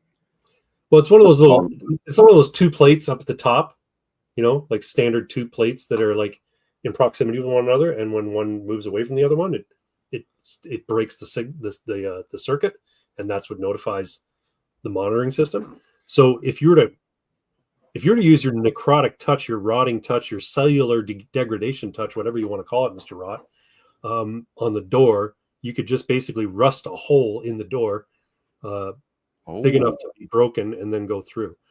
If you rust the whole door off, then it's probably going to set off the alarm.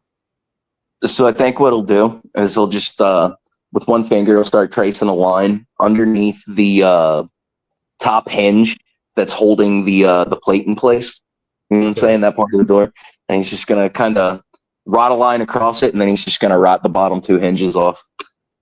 Okay, so basically you're leaving this section of door and the top hinge so that it stays in place, and then the below that is basically going to turn into oxidized. Yeah, it's just gonna be open. Like we can just kick the door in or pull it off if we want to be quiet about it.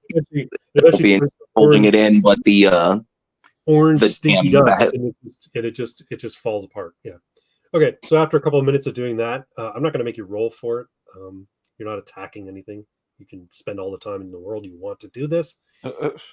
And yeah, it just after a few moments of using your power, it withers away, and you see a dark staircase leading down into the main building. Piece of cake. Let's go find those lab coats. All right. As you make your way down to the 4th floor of the building, you see that the hallways are mostly dark. They're those emergency exit lights that kind of light part of the hallway. And you can see light seeping in from under a door about 20 yards down the hallway. You see no signs of security guards here. You do see security cameras intermittently mounted in the ceiling. But yeah, you can see the lab room where the scientists you saw, Templar, were working, and it's still illuminated. They still seem to be in there based on the fact that there's light coming in under the door. So I don't know. Rot, should we go friendly or heavy? Friendly would seem to be the best way because nobody knows we're here yet.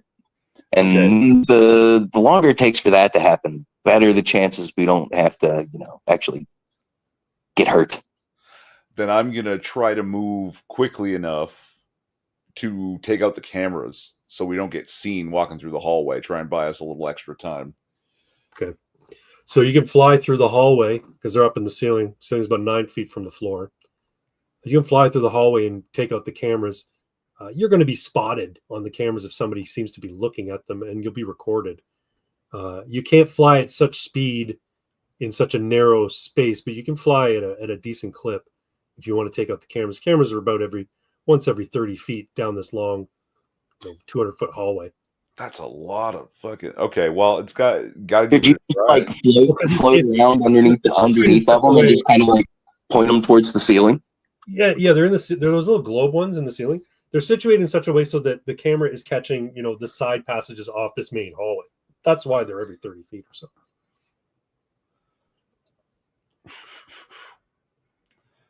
The room, the lab that you saw is not down the entire length of the hallway. It's about probably 2/3 of the way down. Oh, you know what, Rot? Stay behind me. My white coat might just look like a lab coat to someone who's just glancing at the cameras. They're going to have a lot of screens to look at, right? It's true.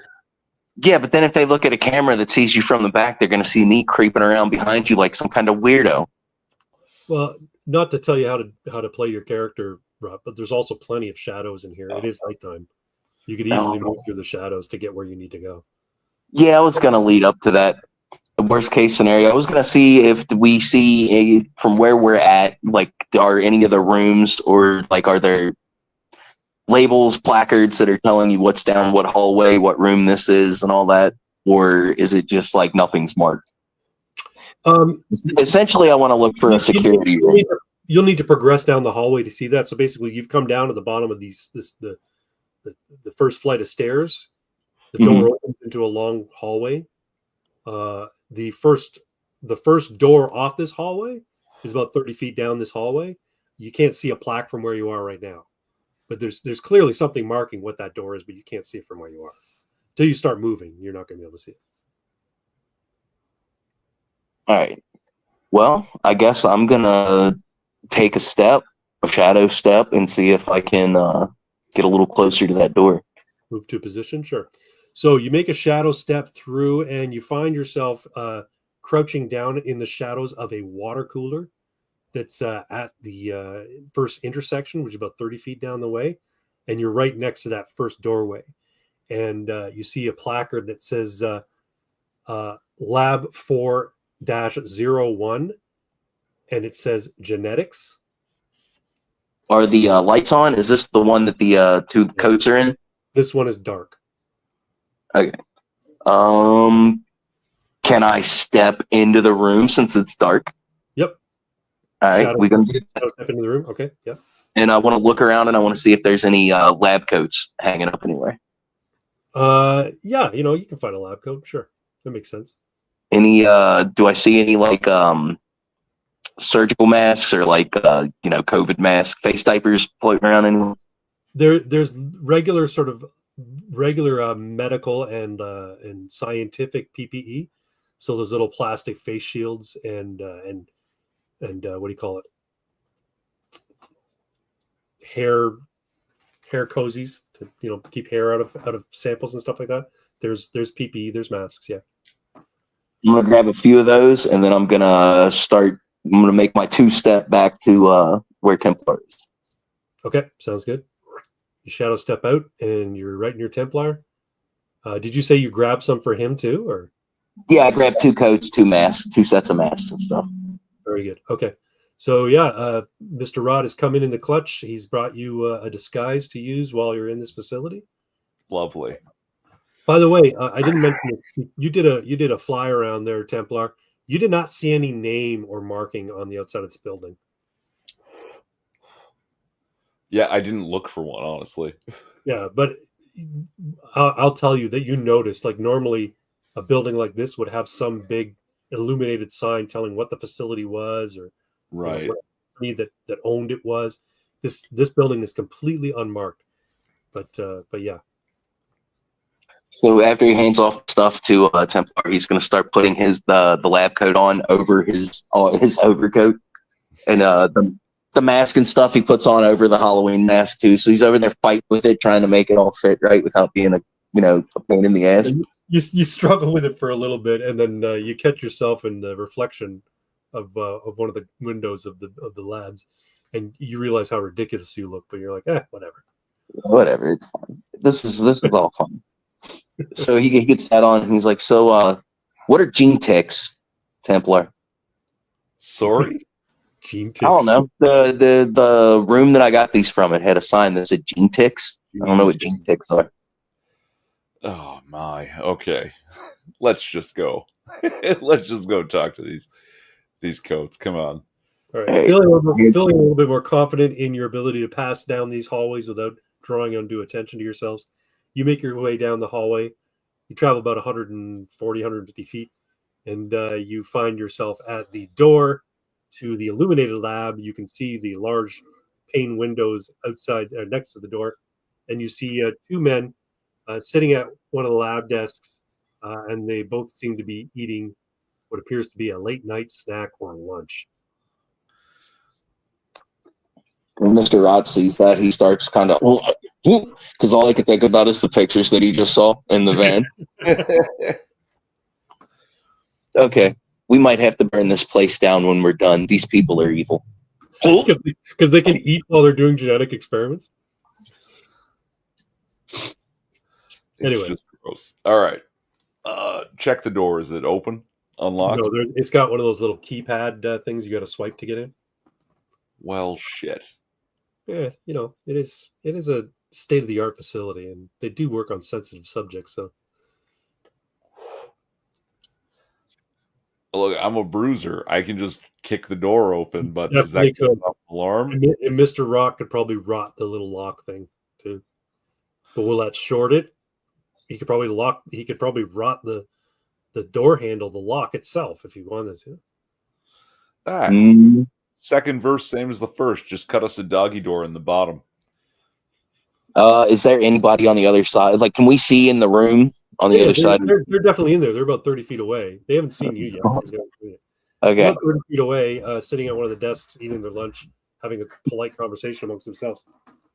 I'm trying to think of a way we can get in this room without them freaking out. I'm pretty sure if they see a door right off its hinges, they're going to flip. He's just going to stand up and knock. All right. You see through the window, they both look at each other like, who the fuck's knocking? And one of them gets up. The younger one gets up. He's a tall, slender man with a receding hairline. He probably looks to be in about his 40s or 50s. He has a very thick lensed glasses, and he's wearing a brown cotton shirt with a dark brown tie, and it's like it's open loose, like he's been at the grind for quite a while today. And he comes to the door and he opens it part way to look out to see who it is. And as soon as he sees a man in a lab coat with a Halloween mask behind a PPE mask, his eyes widen and he tries to shut the door. I'll give you guys a chance to force your way in if you want, or you can let him slam it in your face. Yeah, that shouldn't be difficult for me. I just put my hand out. Yeah, he can't. Once you put your hand out, he can't stop it anymore, and you easily overpower him, and he backs away. And the older man, who's probably in his 60s and a little bit heavy set and almost completely bald, with a dirty tuna fish laden mustache, stands up from the lab and he looks at you with eyes wide. And the younger one looks to him, and they don't know what to do. They see both of you come in. They're frightened by your sudden appearance, and instinctively the younger one holds up and says, "What do you want? What? We don't want any trouble." I say, "Good evening, gentlemen." And did I mention that I brought that file with me? And I toss it onto the table where they were eating, so it opens up and the photos spill out and say, "We're looking for a friend and some information." Mr. Ryan, he comes down, he's like, "You assholes." And then he sees the tuna fish and he just starts ripping the PPE off and he's just turned hunched over, puking into the floor. They don't know what to make of this. They see the file. They know what you're looking at. They know what you've been looking at, and they look to each other with a sort of a look of resignation, like, "Fuck it, it's out. We've been caught," kind of thing. And they go, "Look, and the older guy just says, "We may as well just show him." And the younger guy shrugs, like, drops it. His shoulders just fall listless, and he goes, "Yeah, you're right." And he's like, "We'll explain along the way." And they if you'll follow us, gentlemen. And they go out the door and ask you to follow them. Yeah, I'll go with them. Okay. They walk down a hallway to an elevator. They get into the elevator, and the older man swipes his key card and unlocks a panel, and the panel opens up, and there are 2 sub-basement floors. He presses the bottom sub-basement floor, and they start to explain to you what's been going on. He says, "It started as, like all medical experiments start, with noble intentions. We were looking for a way to unlock the superhuman genome, or the metahuman genetics of just regular everyday people, in hopes of giving everyone superpowers. It didn't quite work out that way, though. What we found is that only about 10% of subjects who became infected, I should say, would manifest some manner of powers, but 100% of people who became infected would manifest some form of phenotypical mutation that didn't always result in powers, but many times just resulted in strange appearance. And then the military got involved. Don't ask me which branch. Don't ask me which head of the military. It was all done very hush hush. But they became involved, and they wanted us to focus our attention on the superhuman aspect of it. Increase the mutation, but have it manifest most profoundly amongst superhumans. And then he starts going through some of the files on his phone. He starts showing you, or actually a tablet. He's holding a tablet. And he shows you the early mutations. They were really simple stuff like, boils and stuff like that. But then as things progressed, they started to turn into things like they look kind of insect-like. And they had like antenna and like centipede legs and mandibles and stuff like that. And he says the most profound mutations appear amongst the superhuman populace. And the problem is it's spread beyond that. It's hit the regular population as well. It's transmitted mainly by bodily fluids and blood contact. And it takes you down to the bottom floor. You eventually reach it. And the door opens to a dark room. And they say, "After you, human." All right, I'll step into the room. What about you, Templar? Are you stepping in the room? I don't like being ushered into the basement and told to go first, but all right, let's do it. All right. They usher you into the basement, and the younger one looks like he's going to follow you in, but then the older one stops him and quickly shuts the elevator door behind him. The lights click in as though they are triggered by movement in this room, and you see on the one side of this large sub-basement laboratory, you see 2 rows of cages or 2 levels of cages, and inside are a whole sort of troop of simians, monkeys, chimpanzees, bonobos. And they seem agitated by your sudden appearance as the lights turn on and they see these 2 strangers in the lab. On the right side, you see 3 what could only be described as sarcophagus-like vats with what appear to be humanoid shapes inside, but they're in some sort of not translucent, milky yellow substance. You can't see any features. You just know there's humanoid shapes inside these sort of sarcophagus vats, and they're hooked up to machines and they're being monitored. And you see, little monitors with those little heart monitor beep beep beep things going by. I don't know what they call those, EKG monitors or whatever, ECG. But the monkeys, the apes, they're very agitated that you are in their lab right now, and you see a bunch of lab benches as well, with equipment and beakers and samples and things like that all over it. But it's just you 2. The elevator's now gone, and you see the lights, the fluorescent lights that have kicked in, start first, and then you see red lights, sort of cherry siren type lights, just circling on the back wall.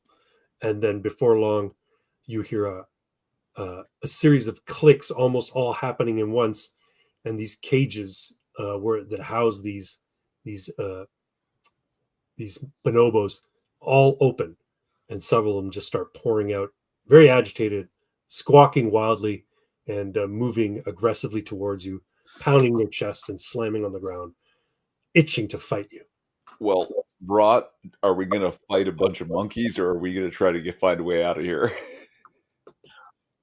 So when he says that, I want to start pulling out. So it looks like there's this growth on his forearm, and eventually the skin bursts, and it looks like a femur pops out. And he grabs it, and he just starts pulling out this looks like basically a bone shard, and he just whips it down the hallway at one of these monkeys, whichever one's closest. Okay. And after he launches that one, you just start seeing more growths kind of popping up on his on his forearms under his the exposed skin. It's not covered by his t-shirt. Okay, so these spikes erupt from your body, and you pull one out, and you launch it like a dart at one of these monkeys. And as it gets closer, you realize this isn't a normal monkey. This monkey's been genetically modified. And you notice as it comes into the light, its eyes look like compound eyes, almost like a bug's eyes. And it's squawking at you. And you see as it opens its mouth, it has the regular sort of canine teeth of a regular bonobo chimp, but also back in seems to be coming out of its throat. You see these long, sharp mandibles, and these mandibles seem to be dripping with some sort of yellowish liquid, and it squeaks a howl at you that is spine tingling, and I want you to make a roll there. Let me pull up our game, our dice. Oh, the monkeys are lava. Don't touch the monkeys. The monkeys are lava. I mean, that is horrifying, man. You know what it reminds me of is the bug spirits from Shadowrun. When somebody got infected with one of them, they'd get the compound eyes and start getting like insect features that would just break out of their skin in random places and shit. Very much so, right? Anyway, okay, so I'm going to roll for you. Your bone spikes are your second power, so they are a +2, correct? I can't remember. I think they might have been the third. 1 second. No, I'm pretty sure it's the second one. Oh, yeah, you're right. Your shadow step was your second one. This is the third one. That's right. Oh, yeah. Okay, so I'm going to roll for you. Now, these monkeys are not just regular monkeys, so the DC against them is going to be DC 15. So we're going to roll a D20. We're going to add your +1. And then go ahead and add a D6 to it. Right? That's one of the ones I've got. You want to do that before I make the roll? Because you don't need to add it until after the roll. Okay, roll it, and if I miss, I'm going to add the D6 to it. Maybe a D4. So we go D20, and we're adding +1. Roll. 12, 13. That misses. So you want to add the D6 now? Yeah, go ahead and throw it. That gets you +3, so that's 16. So you hit. Your bone spike flies through the air and hits this monkey right in the pectoral muscle, and it squeals. The red alarm now becomes accompanied by a siren, Pox, and that siren is very high pitched, and you feel a disruption in your system. It's almost like this sound of this siren happens to be kind of discombobulating your system. You feel kind of out of sorts. You feel like a disconnect from the shadows, but you're holding your shit together right now. What that means is basically anytime you try and use your powers while this siren is going, you're going to have a -1 because of your weakness. Gotcha. Okay. Well, let's go. And now this is how I was planning on running initiative in this game. As opposed to doing a roll for initiative, we're going to go, whoever goes first is basically the person who says, here's what I'm doing first. After you go, you decide who's going to go next. You can decide if it's going to be the 6 monkeys that are now out of their cages, or you can decide if it's going to be the Templar who goes next. Yeah, well, here's what I'm going to do then. While I'm witnessing he decides who's going to go next. I think there's 6 monkeys. So how is that going to work? Are they going to go as a group, or are you going to do six attacks with the monkeys? They're going to go as a group. They all have different attacks because they all have different mutations, but they're going to go as a group. So if you say the monkeys go next, I'm going to do all 6 monkeys going. Okay. I'll kick it to Templar. Let him go. All right, Templar, you're up. So having witnessed Rot pull out the bone spears, I'm like, okay, I guess we're fighting a bunch of monkeys, and I'm immediately going to look for something big and heavy nearby because I don't want to touch the AIDS monkeys. Let's not touch the AIDS monkeys. Monkeys are lava. There are refrigerators that hold a bunch of vials that are on either end of the room. You can get to one with your super flying speed very quickly. I'll say that you can fly as quick enough that you can pick up one of these fridges and throw it a great distance.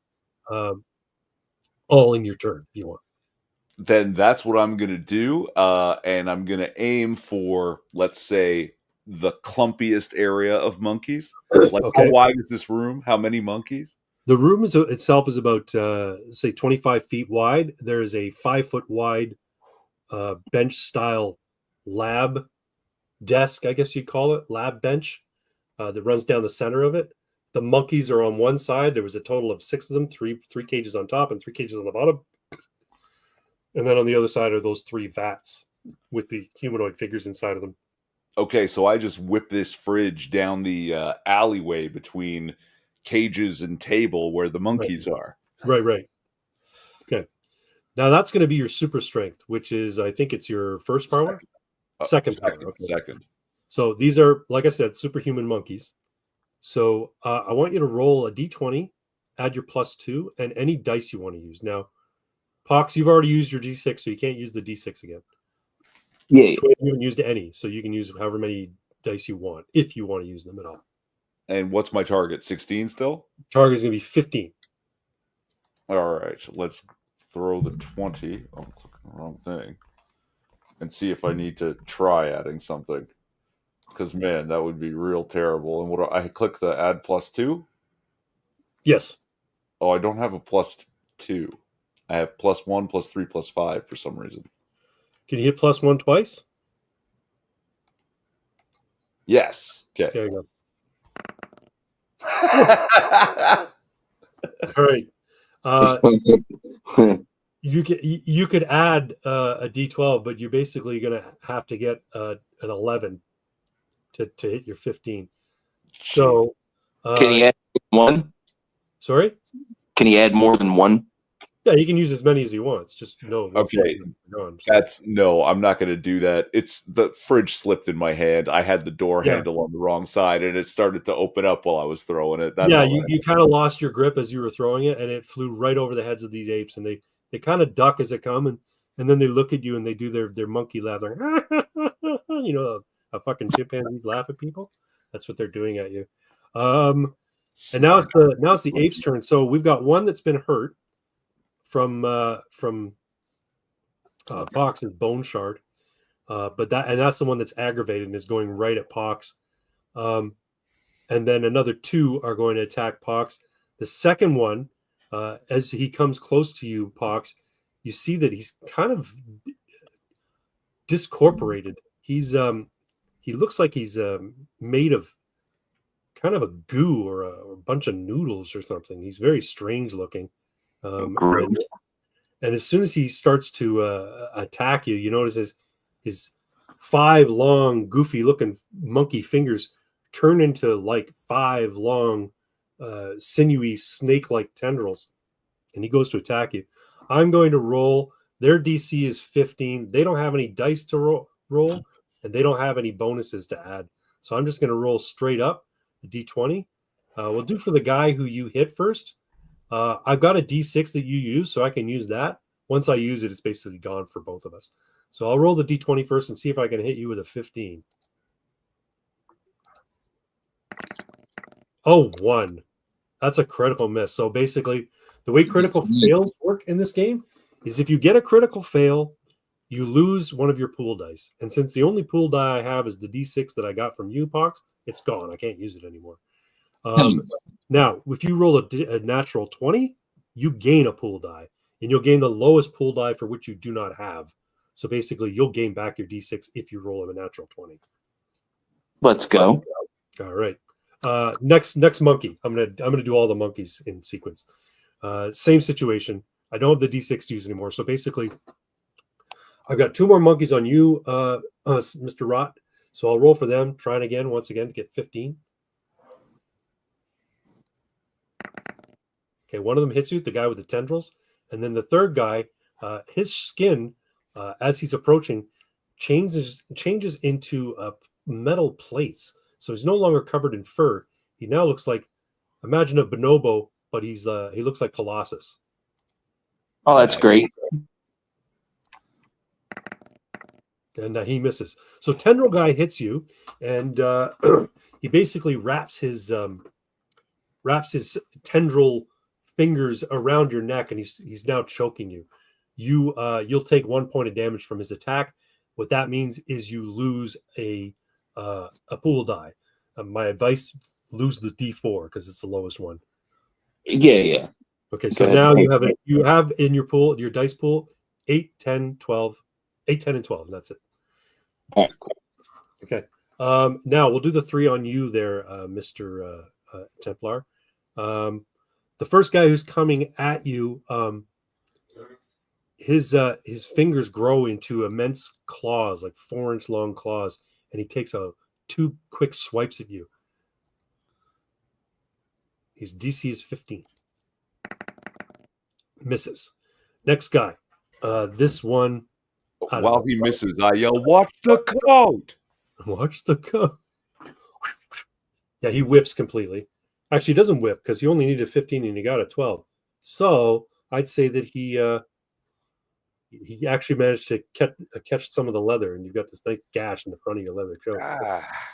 The next guy who's coming at you, Bonobo number 5, he as he approaches, he begins to grow to immense size, to the point where he has he's clearly super strong for a bonobo. Not that bonobos aren't already super strong. I'm going to give him a +2 just from his strength. 12, 14. He still misses. And then the third guy, or bonobo number 6. Help me out here, Pox. What kind of power does bonobo number 6 have? Is Pox still there? Is he muted? He doesn't look muted. He might have stepped away just because it's your fight. Oh, I tell you what. You tell me, what type of power does the bonobo number 6 have there? Ooh, Blanca style electricity. All right, there you go. So as this bonobo starts walking on hands and feet towards you and shrieking with anger at your presence in his lab, you see electricity start to arc from his eyes and from his fur, and he leaps through the air and tries to hug you while electricity is arcing from his body. And where's my thing here? He's going to roll a D20 and he's going to add 2 for this power.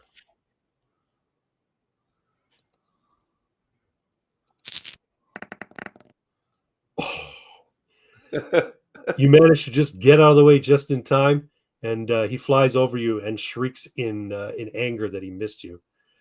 All right, if Pox is back, I'm going to have him go next. If he's not, then you can go ahead there, Mr. Twin. Oh shit! How far am I from another fridge? Pox, yeah. Twin can go. Twin can go. This ought to be good. I want to see monkeys eat a fridge. Okay, so you're going to grab the second fridge at this end and hurl it at him? I'm not going to throw it. I'm going to swing it like a club in 2 hands, spinning around, like a hammer thrower, and go for the nearest monkey. I hear you. All right, I have one quick question before you do that. Nano Reaper made this. Too bad you have a superhero with a targeted AMP. I'm not sure what he's speaking of. I think he might be talking about the security. You there, Pox, because you have the cell rod ability. I'm not sure. Or maybe he meant. Yeah, I'm not sure. I don't know. I'll let you explain yourself there, Nano Reaper. All right. I just think you meant maybe it's too bad you don't have one. Don't have. Oh, okay. Yeah, that'd be good. All right. So, Templar, you throw this, or you're bashing the bonobos on the head with this thing. Yeah, the nearest bonobo. All right. That counts as super strength? Yes. So you have your super strength. That's a +2. Roll your D20 and add the +2. Your target is 15. Ugh. All right. That's a 10 technically. Yes. Do you want to spend one of your pool dice? You've got all 5 of them, so. Yeah, I'm gonna go with the 10-sided. Okay, so roll that. Oh fuck! What does that get me to? 12? You're at 12 now. Yeah. I gotta hit a fucking monkey. I'm gonna use the 8. All right. Let's go. There you There go. we go. You smash the bonobo with this fridge, and also your super strength. And you, which one do you hit? Let's see. You've got electric one. You've got metallic one, and what was the other one? Clawed guy, right? No, Rot has metallic one. I have giant. Right. You've got basically gorilla-sized bonobo. Yeah, and then you've got the claw bonobo, and you've got electric bonobo. Okay, so if I remember correctly, electric bonobo leaped right at me and is probably closer to, or maybe behind me now. So yeah, they sort of split up by that by the way they moved. Yeah, so he'd be behind you. Yeah. Yeah, so I'm gonna swing for him. Okay, so you smash him. He turns into goo, and with electricity arcing off of him and cascading along the length of the stainless steel fridge that you just used. Yeah, eat fridge, monkey. Who is next there, Templar? You are deciding. Let's Rot. You're up. All right, so am I still being choked out by the tentacle monkey? He's done his damage. He's still got his hands around you, and if you don't take care of him, he's going to continue to do damage this turn. Yeah. All right, so he's got me up, choking him. So I'm going to try to get my gloves off, and I'm going to try to grab as far down the tentacle that's got me as I can with one hand. I'm going to start trying to reach for his face with the other and activate my rot power. Got it. Okay. So yeah, he's not at distance. He's basically in grappling range with you. He's just his hands are like snakes like a constrictor snake wrapped around your neck. He's basically trying to get 3 points of rot started. His face, the tentacle that's holding me, and it would be like where it's around his neck because it's anything that's touching skin. Right. Got it. It like cascades. Your rot touch cascades around down from point of contact. Okay. So I want you to roll a d20. You're going to add a +3 for your cell rot ability, and any dice that you have left that you want to use, which I believe right now you've got 8, 10, and 12 left. Yep. Go ahead and roll them up for me, sir. All right. Give me a sec here. What do you want to use? Just your d20 first, and then use. Yeah, just the d20. Let's see if we hit it. Okay. So you need a 15. You're getting +3 from your cell rot ability.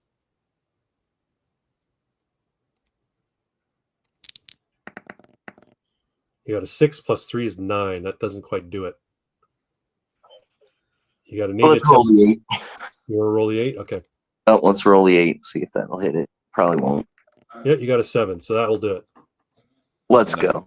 All right. So you engage your cell rot. This bonobo who's been wrapping his tentacle fingers around your neck begins to squeal in agony as his flesh and bone and tendons begin to wither away and fall off of his body into nasty gooey clumps, and he eventually crumples to the ground in a pile of gore, and he is now dead. That's right. Don't touch me. And I think that would leave the remaining 4 bonobos, one of whom is a what was the first guy? First guy attacked you, Bonobo 1. What was his thing? I'm trying to remember. Bug face and goo dripping from his blood. He had the poison mandibles. That's right. Yeah, he's going to try and attack you again. DC 15. I'm not going to give him a bonus because he's apart from his mandibles, he's just a regular monkey.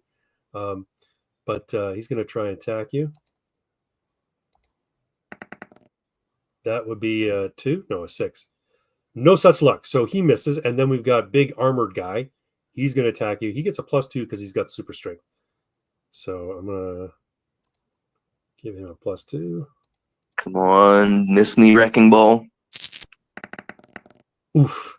He hits you, and he hits you hard, Mr. Rot. You take another point of damage. So that leaves you with a D10. No, that leaves you with 1d12 of pool dice. Once you lose your d12, you're out for the count. So you've used them all. Now you used your 8, and you haven't. You used your. No, you gave up your 4. So I have I have at my disposal 4 and 8. And just lost 10. I have at my disposal 4 and 8 and a 10 from you, and I believe you used what did you use there, Twin? 8 and 10. So I got 2 8s, 2 10s, and a 4. And yeah, okay. All right, cool. So those bonobos went, and we've got 2 left on you, right? We've got Claw Guy and yes. And what was the other guy again? Giant guy. Okay, so we're gonna roll before you get into that, I actually have a couple of questions here. Sure. Rot only has 1 pool die left. Correct.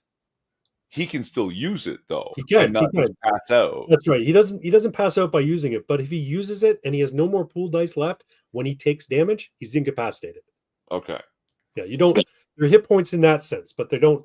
Once you use them all, you're not dead. You don't have anything to sacrifice to mitigate damage, so you just take the damage and you go incapacitated. So, I also have another crunch question for a rules light game. Yeah, I actually put my toughness in my number 1 power slot. Right. So you have +3. Right, but does that work like on the defense, like the so my target? So my target is going to be 18 to hit you. Nice. Yeah. Okay. So first guy, Claw Guy, he's got a +1 from his claws. I'm just making a judgment that the claws do extra damage, so they give him a bit of a bonus. But his target is 18 because of your toughness, right? Right. Okay, so let me roll that. And a +1 for the claws. That is a miss. And then we've got Giant Guy, and I gave him a +2, I think, last time. Yes. Because he's got the super strength. And that's a miss. I'm rolling shit tonight. Okay. That's all right, because no, it's not a miss. It's he hits me and nothing happens. Yeah. All right, and I'm going to have Mr. Rot go next. Mr. Rot, you've got 2 bonobos on you. All right, so is there anywhere in the room that I can kind of bamf to and just be out of there, just kind of get away from them for a second to kind of regain my senses a little bit after getting there's plenty of shadows in here. Like there are fluorescent lights above you, but they're kind of guttering, and there's lots of little nooks and crannies in this lab that you can. I know what I want to do. Is there a shadow around the 3 vats that I could kind of jump behind one of them? Definitely, yep. Now, keep in mind, because of the siren that's going, you're at a -1, so I'm going to need you to make a DC 11 roll with a -1 penalty. To actually it'll be +2 and it'll be +1 instead of 2, right? Yeah, because that was my second power. So right, yeah. So you're gonna roll. I'm gonna roll you a D20 and add a 1. Your DC is 11.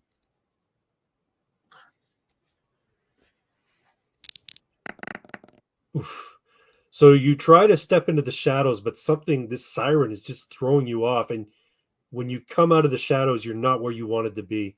You're actually standing right behind the bonobos you were just fighting in the shadow of one of the cages.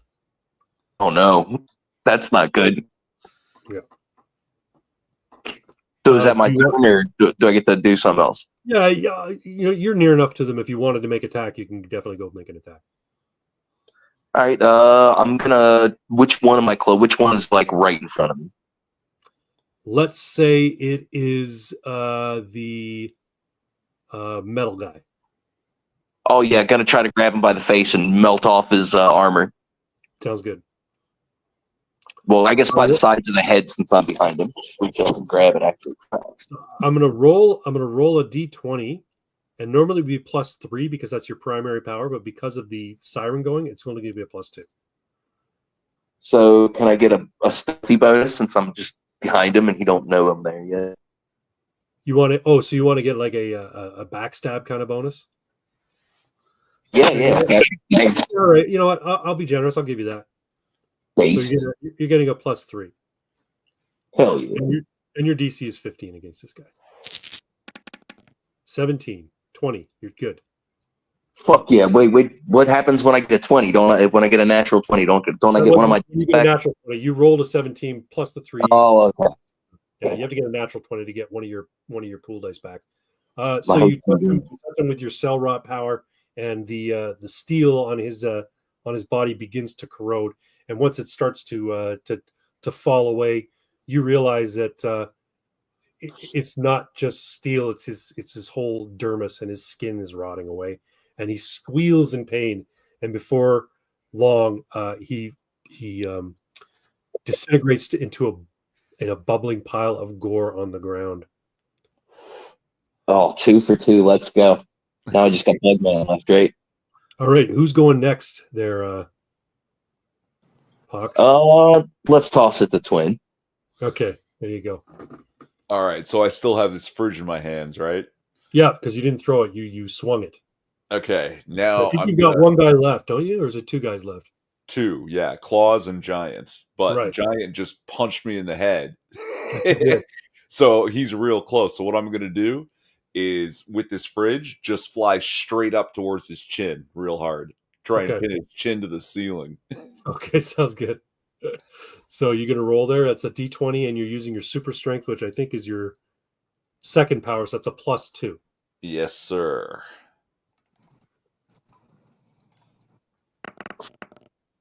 +16 +2 is 18. That'll hit. Boom. Let's go. So you smash him in the skull, and it just it pancakes against the ceiling, which is all corrugated steel and piping, because you're in the sub basement here.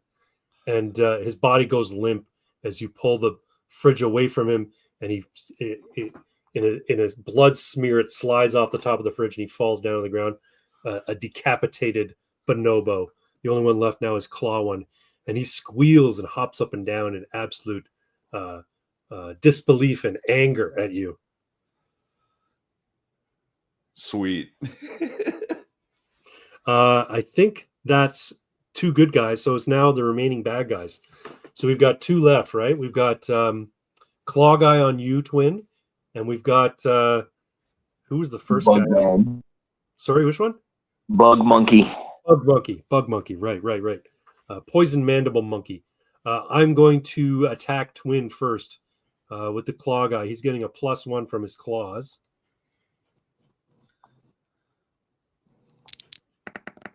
And your DC is 18. He does not hit.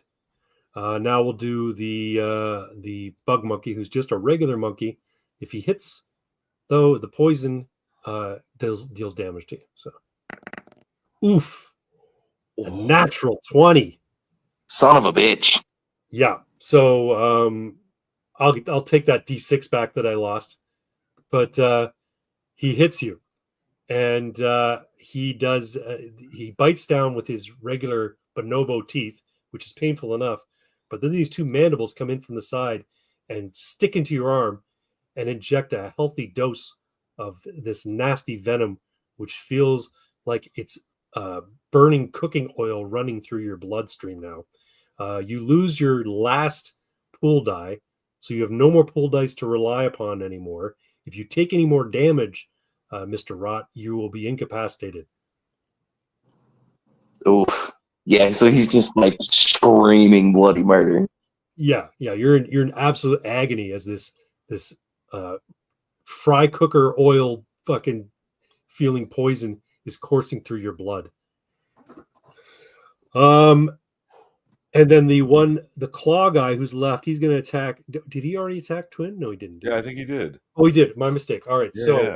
And I'm going to have Pox, you go next, because this is tense. You've got one guy, you got a bonobo who's grappling onto you, and he's biting into your arm, and he's pumping this nasty venom into your shoulder. Yeah, so he's gonna pull a straight panic maneuver in the bone shard that he threw at this thing. Yeah. He's gonna hand on that, pull it out, and just try to start stabbing out the giant bug eyes. Okay, sounds good. So make a D20. Mm-hmm. Your DC is 11. All right, and it won't have the bonus because it was a +1 power, and I'm still got the siren going off. You got the sirens that are fucking with you. Just a straight D20. Straight D20 hitting an 11 or higher. Roll it up, sir.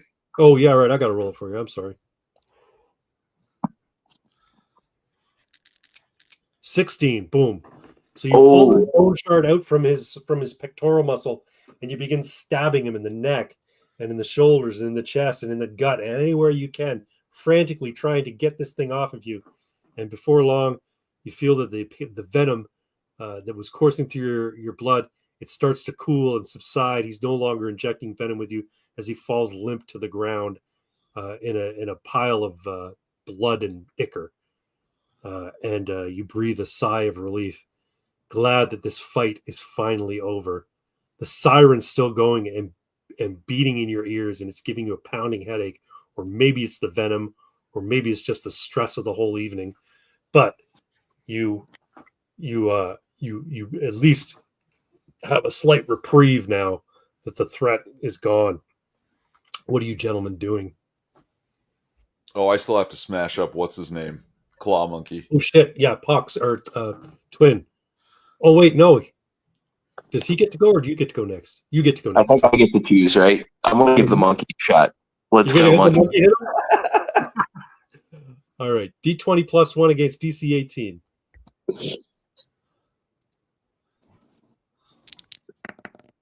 Oh my god, I hit. Oh fuck!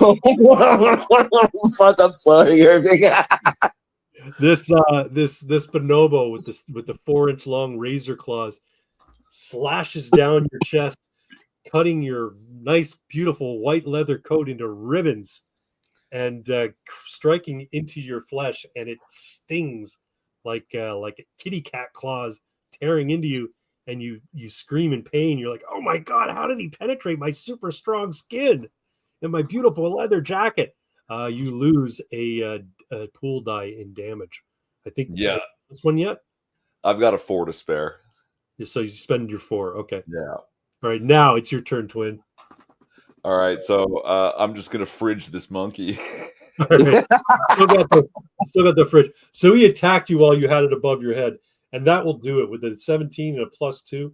Slam! It goes down on the monkey, and all that's left is a fridge on its back and monkey arms and legs splayed out to the side with a pool of blood expanding from underneath.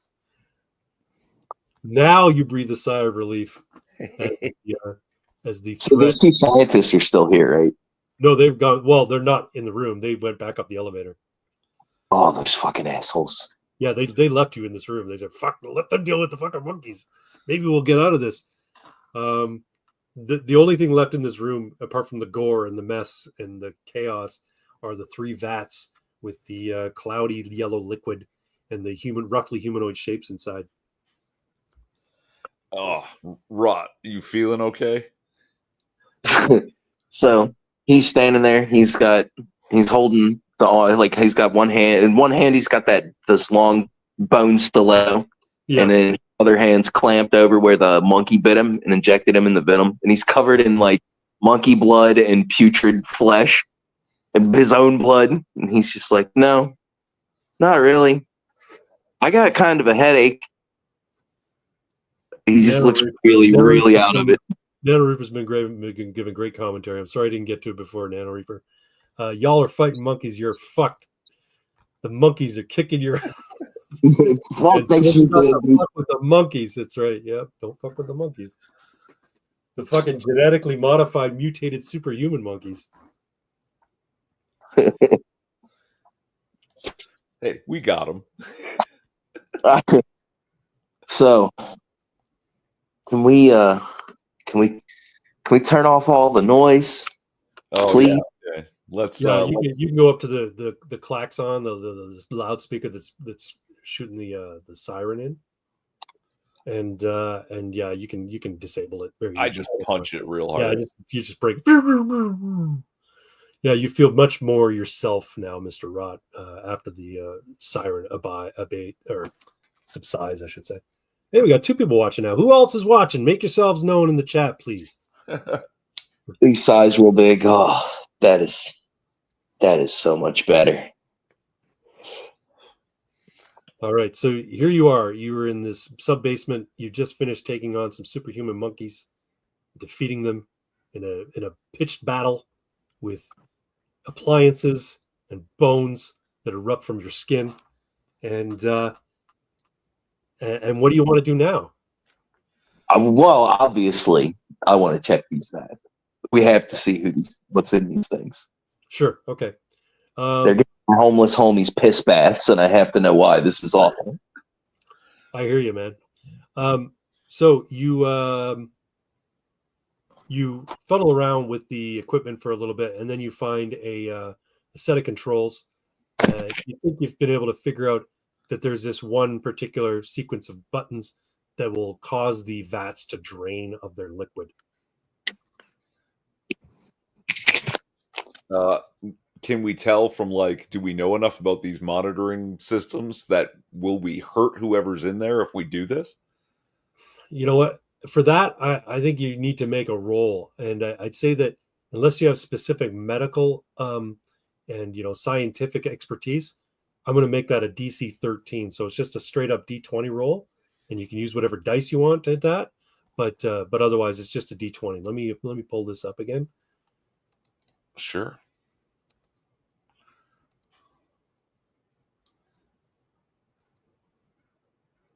So DC 13, if you want to try and figure out what the ramifications of turning these things off are.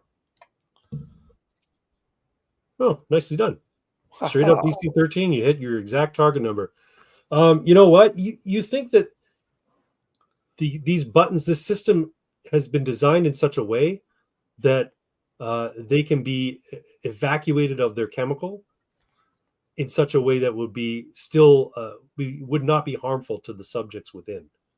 That it's not a kill switch so much as it is like a regular routine function that these vats are meant to go through from time to time while subjects are inside.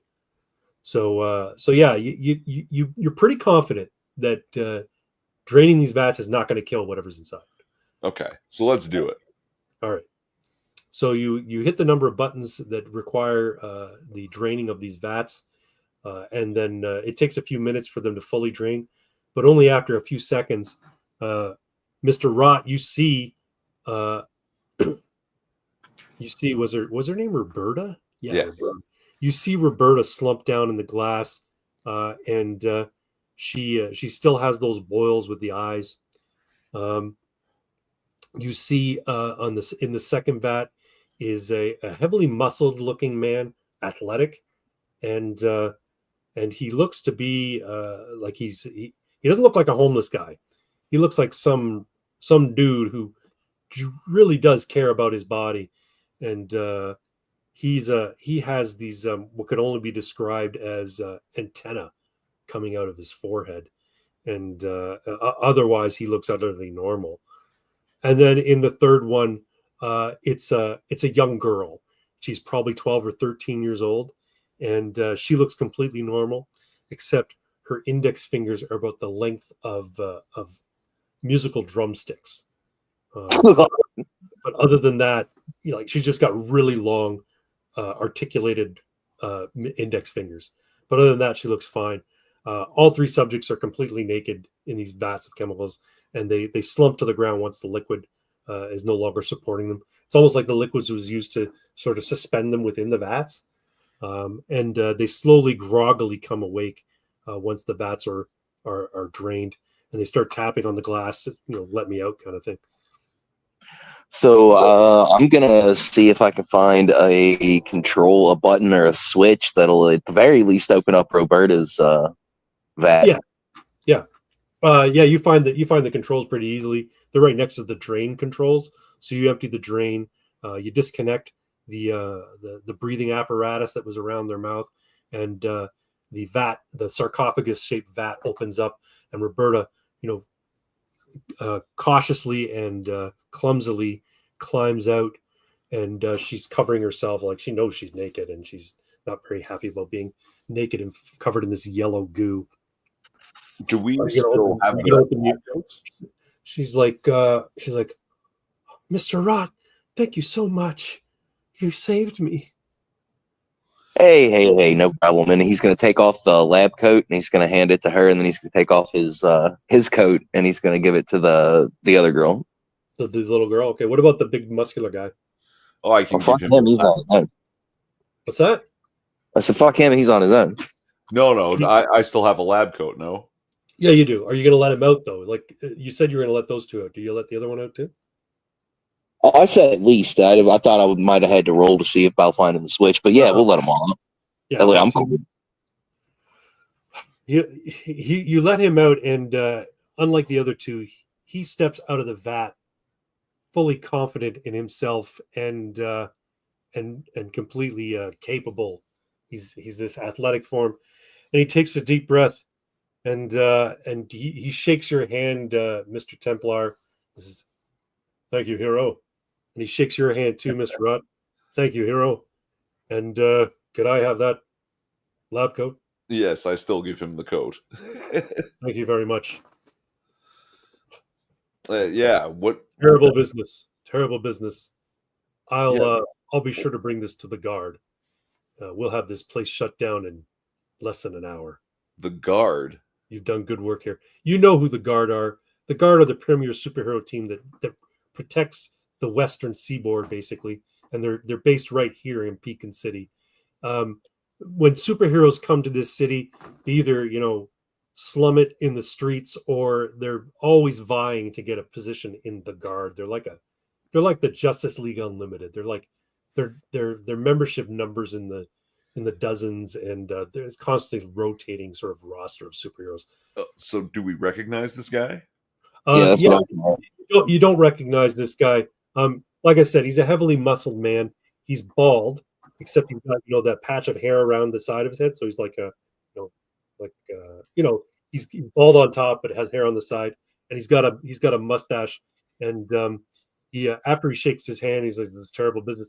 He transforms, and his skin becomes this shiny metallic sort of substance. His dermis is transformed into this metal, and he shakes your hand, and you realize, oh man, this guy's really strong, probably stronger than you, Templar. And he goes, Silver Star, don't worry, we'll take care of it. What is actually going on here, though? Well, it seems as though that there was a virus that was engineered by these scientists, and then some nefarious elements within our own government decided that they were going to weaponize it. You see, there are people in government who don't like the idea of superhumans. And the notion here is that if they could cause superhumans to appear less appealing to the public through the form of, and he taps his two antenna, mutations, that maybe people would turn on superhumans. The problem is, I don't think they expected it to hit the general population. We've got a mess on our hands, and I have fear it's not going to be better sooner than it's worse, if that makes any sense. It's going to get worse before it gets better. This virus is out there. Well, right now, it's hit the homeless community hard, but it's also impacted college students and drug users. It won't be long before it hits the general public. Is there a cure? We'll work on that, but as far as I know, there's nothing. Well, it was nice to meet you, Silver Star. How did you get here? And two, how do we get out? Because I have a feeling there's going to be more stuff waiting for us when we get to the top of that elevator. Very well. There very well might be. But the way I got here was I was investigating talk in the community of what's known as the bug. It's the name for this communicable disease. Yes, I'm very familiar. And know all about it. Foolishly, I overestimated my own abilities, and I got blindsided by a group of people who grabbed hold of me. And quite frankly, I don't even remember when that was. What's the date today? Yeah, we tell it's Tuesday. It's just after midnight, so it's Wednesday, like at 2 a.m. in the morning, and on Wednesday, June whatever. It's like, oh my god, I've been gone for 3 weeks. I have to get back to guard headquarters. Okay, well, lead the way out, and you can get back to your guard or whatever, and we'll be on our way. Sounds good. And he moves over to the elevator, and he uses his immense strength to smash the door and rip it off its its frame. And then he gets down into the elevator shaft, and he jumps with amazing strength right up the elevator shaft, and you hear a crash above. Cool. I guess I'm gonna have to scoop up the ladies and fly them up the elevator shaft. Think you can take all three of us? I can just hang onto your feet. You could do that, or you could probably find a stairway access to this room if you looked around. Let's say, for the sake of argument, and just we'll turn the page in this comic book, and we'll find it's the next day, the sun is shining, and you've managed. You know what? I want to get along with explore a little bit more with Roberta. So you managed to get Roberta and the young girl out. The young girl, you don't recognize her. You don't know where she came from. She's being very, very quiet. She seems to be traumatized by the whole experience. But as you guys are making your way out, Pox, the young girl, the 12-year-old girl, she touches where you've been bit on the arm by the mandibled monkey, and the long index finger. She touches you with a long index finger. The tip of it begins to glow, a soft white glow, and then you feel your skin stitching itself and healing itself. And she kind of smiles sheepishly at you.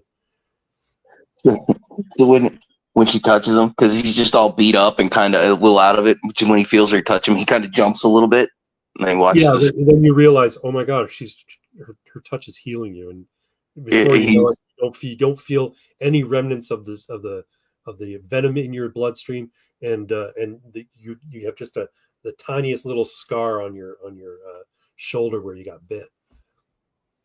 Hey, that's a pretty cool trick, ET. Thank you. And he kind of... What's ET? She's like 12 years old. She doesn't know what the fuck ET is. When we find your parents, we're going to have to talk about what they're letting you watch and what they're not showing you. Okay. So we got a couple more comments from NanoReaver. NanoReaver says, "Spoon." I don't know what that is. I think he was commenting on Silver jumping through the elevator shaft. Man, it's what the tick says when he yeah, that's right. They are superhero nerds. Yeah, that's the guard. Those are superhero nerds. Should have just said that's G14 classified. Yeah, I could have done that, but I wanted to expand on the world a little bit. So the city is besieged by superhero herpes. That's correct. There's a superhuman virus going around, and it seems to have jumped from the superhuman community to the regular community as well. So now, did I see this girl heal Mr. Rot? Yeah. While you were exiting, you saw this whole thing take place. Okay, so I say, well, I guess it would be too much to hope that would be helpful to Roberta, huh? She says it doesn't work like that. Okay. Roberta's mutation is like a transformation. It's a genetic transformation. Yeah, it's not considered damage. She's got a face full of little tiny eyes. Yeah, it's never that easy, is it? No. Once you're mutated, unfortunately. So can she see out of all these eyes? Roberta, can you see like 100 me's right now? And he's just kind of like moving his head around in circles, being a goofball. They all seem to focus on you as you move around. So like, yeah, they move independently, these little tiny eyeballs. But yeah, they follow wherever. They're kind of like how praying mantis eyes work. You ever look at a praying mantis eyes? Mm-hmm. It's like a bunch of round eyes, but they line up. So they're all lined up in one direction wherever it's looking, kind of thing. So yeah, that's how it looks when she's looking at you. You can see all the pupils sort of congregate in the same direction to look at you. Oh, it's so creepy. Sorry, Roberta. So once you get out, you get out up onto the main floor, and you realize the entire place has been abandoned. The security house has been abandoned. The red lights of the siren, the klaxons, are still lighting, and the klaxons are going off on this upper level. A little bit discombobulating, but you don't encounter any opposition as you leave. Even the van is gone. Scientists are nowhere to be found. The gate guard is nowhere to be found. It's like they just up and left this entire facility. Geez, Silver Star does quick work, huh? Well, I mean, giant shiny guy rampaging through the hallway, I would probably get out too after he was gone. They probably left as soon as word got in that there were 2 superhumans in the sub-basement lab fighting the monkeys. Like, fuck, the gig is up. We gotta shut down. So, all right. So we got to find this girl's parents and get Roberta home. Yeah. I mean, if this is a virus, is there any? Maybe we could take the little girl with us to see if she can, fix Roberta, or maybe help some of the other people that are affected by this right now. Well, I guess if they haven't mutated yet, there might be a way to kill the virus with her healing. Yo, we could test it on Frankie. All he's got is the little nubby legs on his neck. You could try it. Once a mutation manifests, though, I have a feeling like she seems to know inherently if she can heal somebody or not. She looked at Roberta. She says, "I can't heal her. The virus has run its course. So the virus has got, I guess, an incubation period, and once it runs its course, the mutation takes effect, and that's it. So you spread it before you mutate." And then once you mutate, the virus dies. Oh. The only solution I see here is killing hookers, since it's transferred through bodily fluids. Yep. Blood transfusions, bodily fluids like that. Yeah, or each eye sees in a different spectrum of light. That'd be cool. No Reaper says, "You are lucky they didn't burn down the building with you in it." I was gonna do that, but I figured, you know what? We're in a playtest. I'm just gonna have them. Yeah, I really want to burn the building down, but we were kind of moving it along because it's already getting kind of late. I've got church. We've been doing it for well more than 2.5 hours. But so why don't we call it there? I'm happy to pick this up, and we can keep playing another time if you want to continue to play these characters. I really like Mr. Rot and the Templar. I think they're cool. But we should probably give it bring it to a close real quick. Plus, Frankie gave Roberta the bug, so he'd be further along than Frankie. That's right. Yeah, he's fully mutated. If you took his shirt off, you'd see that he's got those little centipede legs all going down his back. Ooh. So fucking awful, man. Holy shit. Yeah. So, what did you guys think of 4-color concepts? Oh, this is great. Yeah, I'm having fun. This was awesome. What do you think of the rules system, the way it works in terms of the pool dice is working as action boosts as well as your sort of your health points? I like it. I would maybe incorporate like a small health pool, maybe like 1 or 2 hits instead of just the dice, because it kind of really fucks with your incentive to use them. If you know that, you use them all in a session or whatever, and then you're just going to get taken out. Because like my instinct with the monkeys was to, okay, I'm going to try to find a spot to kind of back off and see if it'll go after Irving, and then I can jump back in. You know what I mean? And try to surprise it. Yeah, and I used your weakness against you. The siren was at that frequency that really fucked with you. I actually like the way that mechanic works too. That was really slick. I actually wasn't expecting it. Oh no, yeah. I mean, I could have gone without it, but I'm like, he's got a weakness. Let's use it, and it makes sense that a siren will be going off when there's an intrusion. So yeah, let's say it works. It's not just loud sounds; it has to be of a certain frequency. And it just so happens that the klaxon at this laboratory happens to be in that range. I understand what you're saying about the health points, but I also like that sort of like aspect of it being do I risk it or do I like the fact is you didn't come close to being what do you call it? Incapacitated. But your next hit would have made you incapacitated. That's the thing, right? And again, it doesn't kill you. It just means that you're out of the fight. You know, you've been overpowered. Something's happened. The poison kicked in, and you've been overpowered, kind of thing.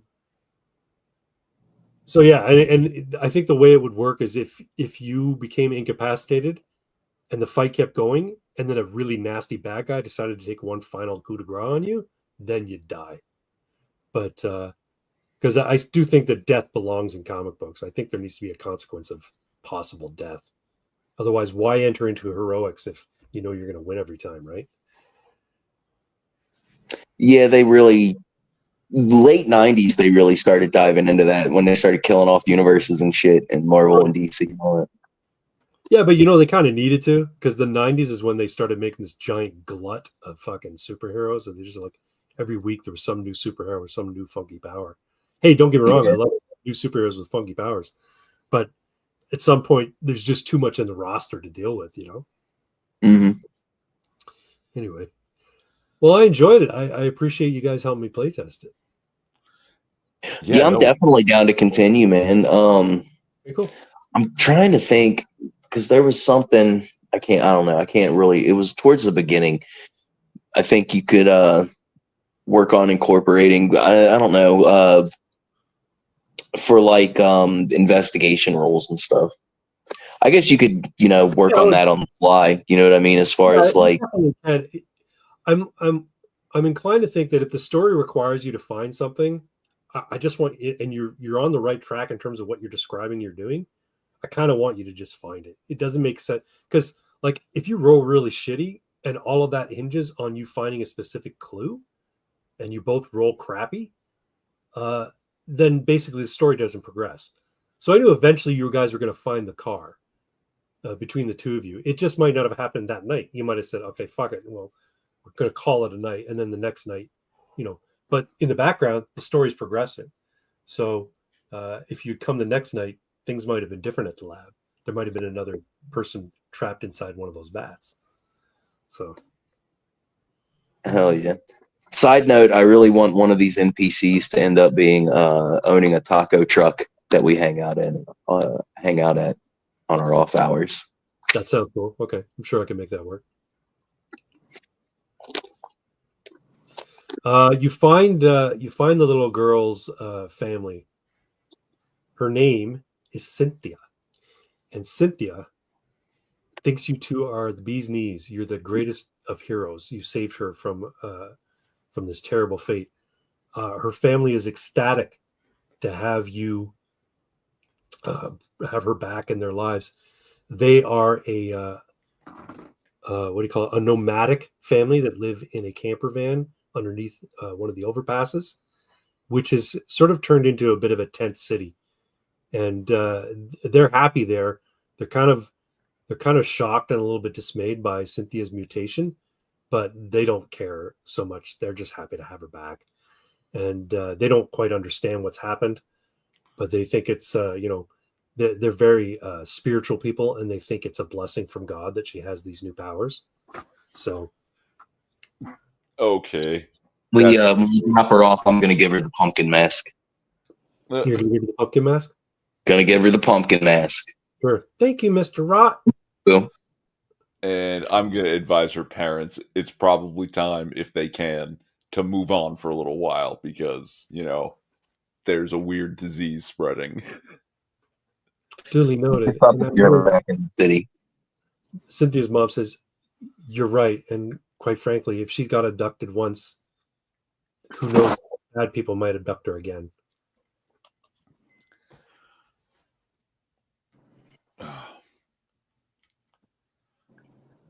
Frankie gave Roberta the bug. It's true. All right, folks. Why don't we call it so? In the next issue of the Beacon City Bastards. That's what we're going to call our campaign, the Beacon City Bastards. I was going to call us the Trenchcoat Mafia. The Trenchcoat Mafia. No. Yeah, no. I think Beacon City something. How about Yeah, no, Beacon City Bastards is great. City Bastards. It fits. It really does. The Beacon City Bastards, the next issue of the Beacon City Bastards, they're going to further investigate the nefarious origins of the bug and try and put a stop to its spread and bring those who created it to justice. Yeah. And we got to work on our next time on Dragon Ball Z. There you go. And the Templar needs to find out where his powers came from. He doesn't know. He woke up amnesiac with a backpack full of these clothes and this helmet and this crazy power. He has no idea how they came to be. But we'll figure that out. Oh, now I'm wondering though. I'm wondering too. Have I had this disease? And that's why I have no memory. Well, maybe, yeah, your memory. I'm kind of wondering about it too. I wish we had more time to sit and goof off a little bit, because I was going to be like, yeah, we need to go through a computer system, because the backstory for my dude is just abducted by an unknown group and experimented on with some chemical. Yeah. I mean, you could be a victim of the bug yourself, right? When you consider, but apart from that, you look relatively normal, right? You just look like a homeless dude. Yeah, he's just a dude. He didn't get any physical mutations. Just, the creepy fucking weirdo powers. And yeah. I want to say that like it might have fucked his head up a little bit, and that's why he's such a ridiculous goofball all the time. Because I was kind of like thinking about backstory and stuff, and there's some shit that I might want to throw in later. Well, yeah. I'll throw it at you if we end up keep running the characters. Sounds good. No, my idea behind the bug. Actually, I strongly encourage anybody who hasn't read it. The book, The Black Hole. It's a graphic novel. It's worth reading. I strongly encourage anyone who. It was illustrated by Charles Burns and published first by Kitchen Sink Press. It's really good. It's a thick little graphic novel, and it's quite good. It's set in the 1970s. It's good. Highly recommend it. But yeah, thanks everyone for coming out and watching the premiere live stream of Mad God Gaming. We're going to come back at this again. We don't know how regular we're going to do it, but I'd like to do it pretty regularly if we could. Just it's just up to you guys when you're available and when I'm available. But come back if you haven't subscribed, please do, and we'll catch you all the next time. Any last words, folks? Yeah, tune in to see us beat up more AIDS monkeys. Yeah, let's go. Fuck the AIDS monkeys. They get to taste the fridge. All right. Good night, everybody. All right. There's an outro too.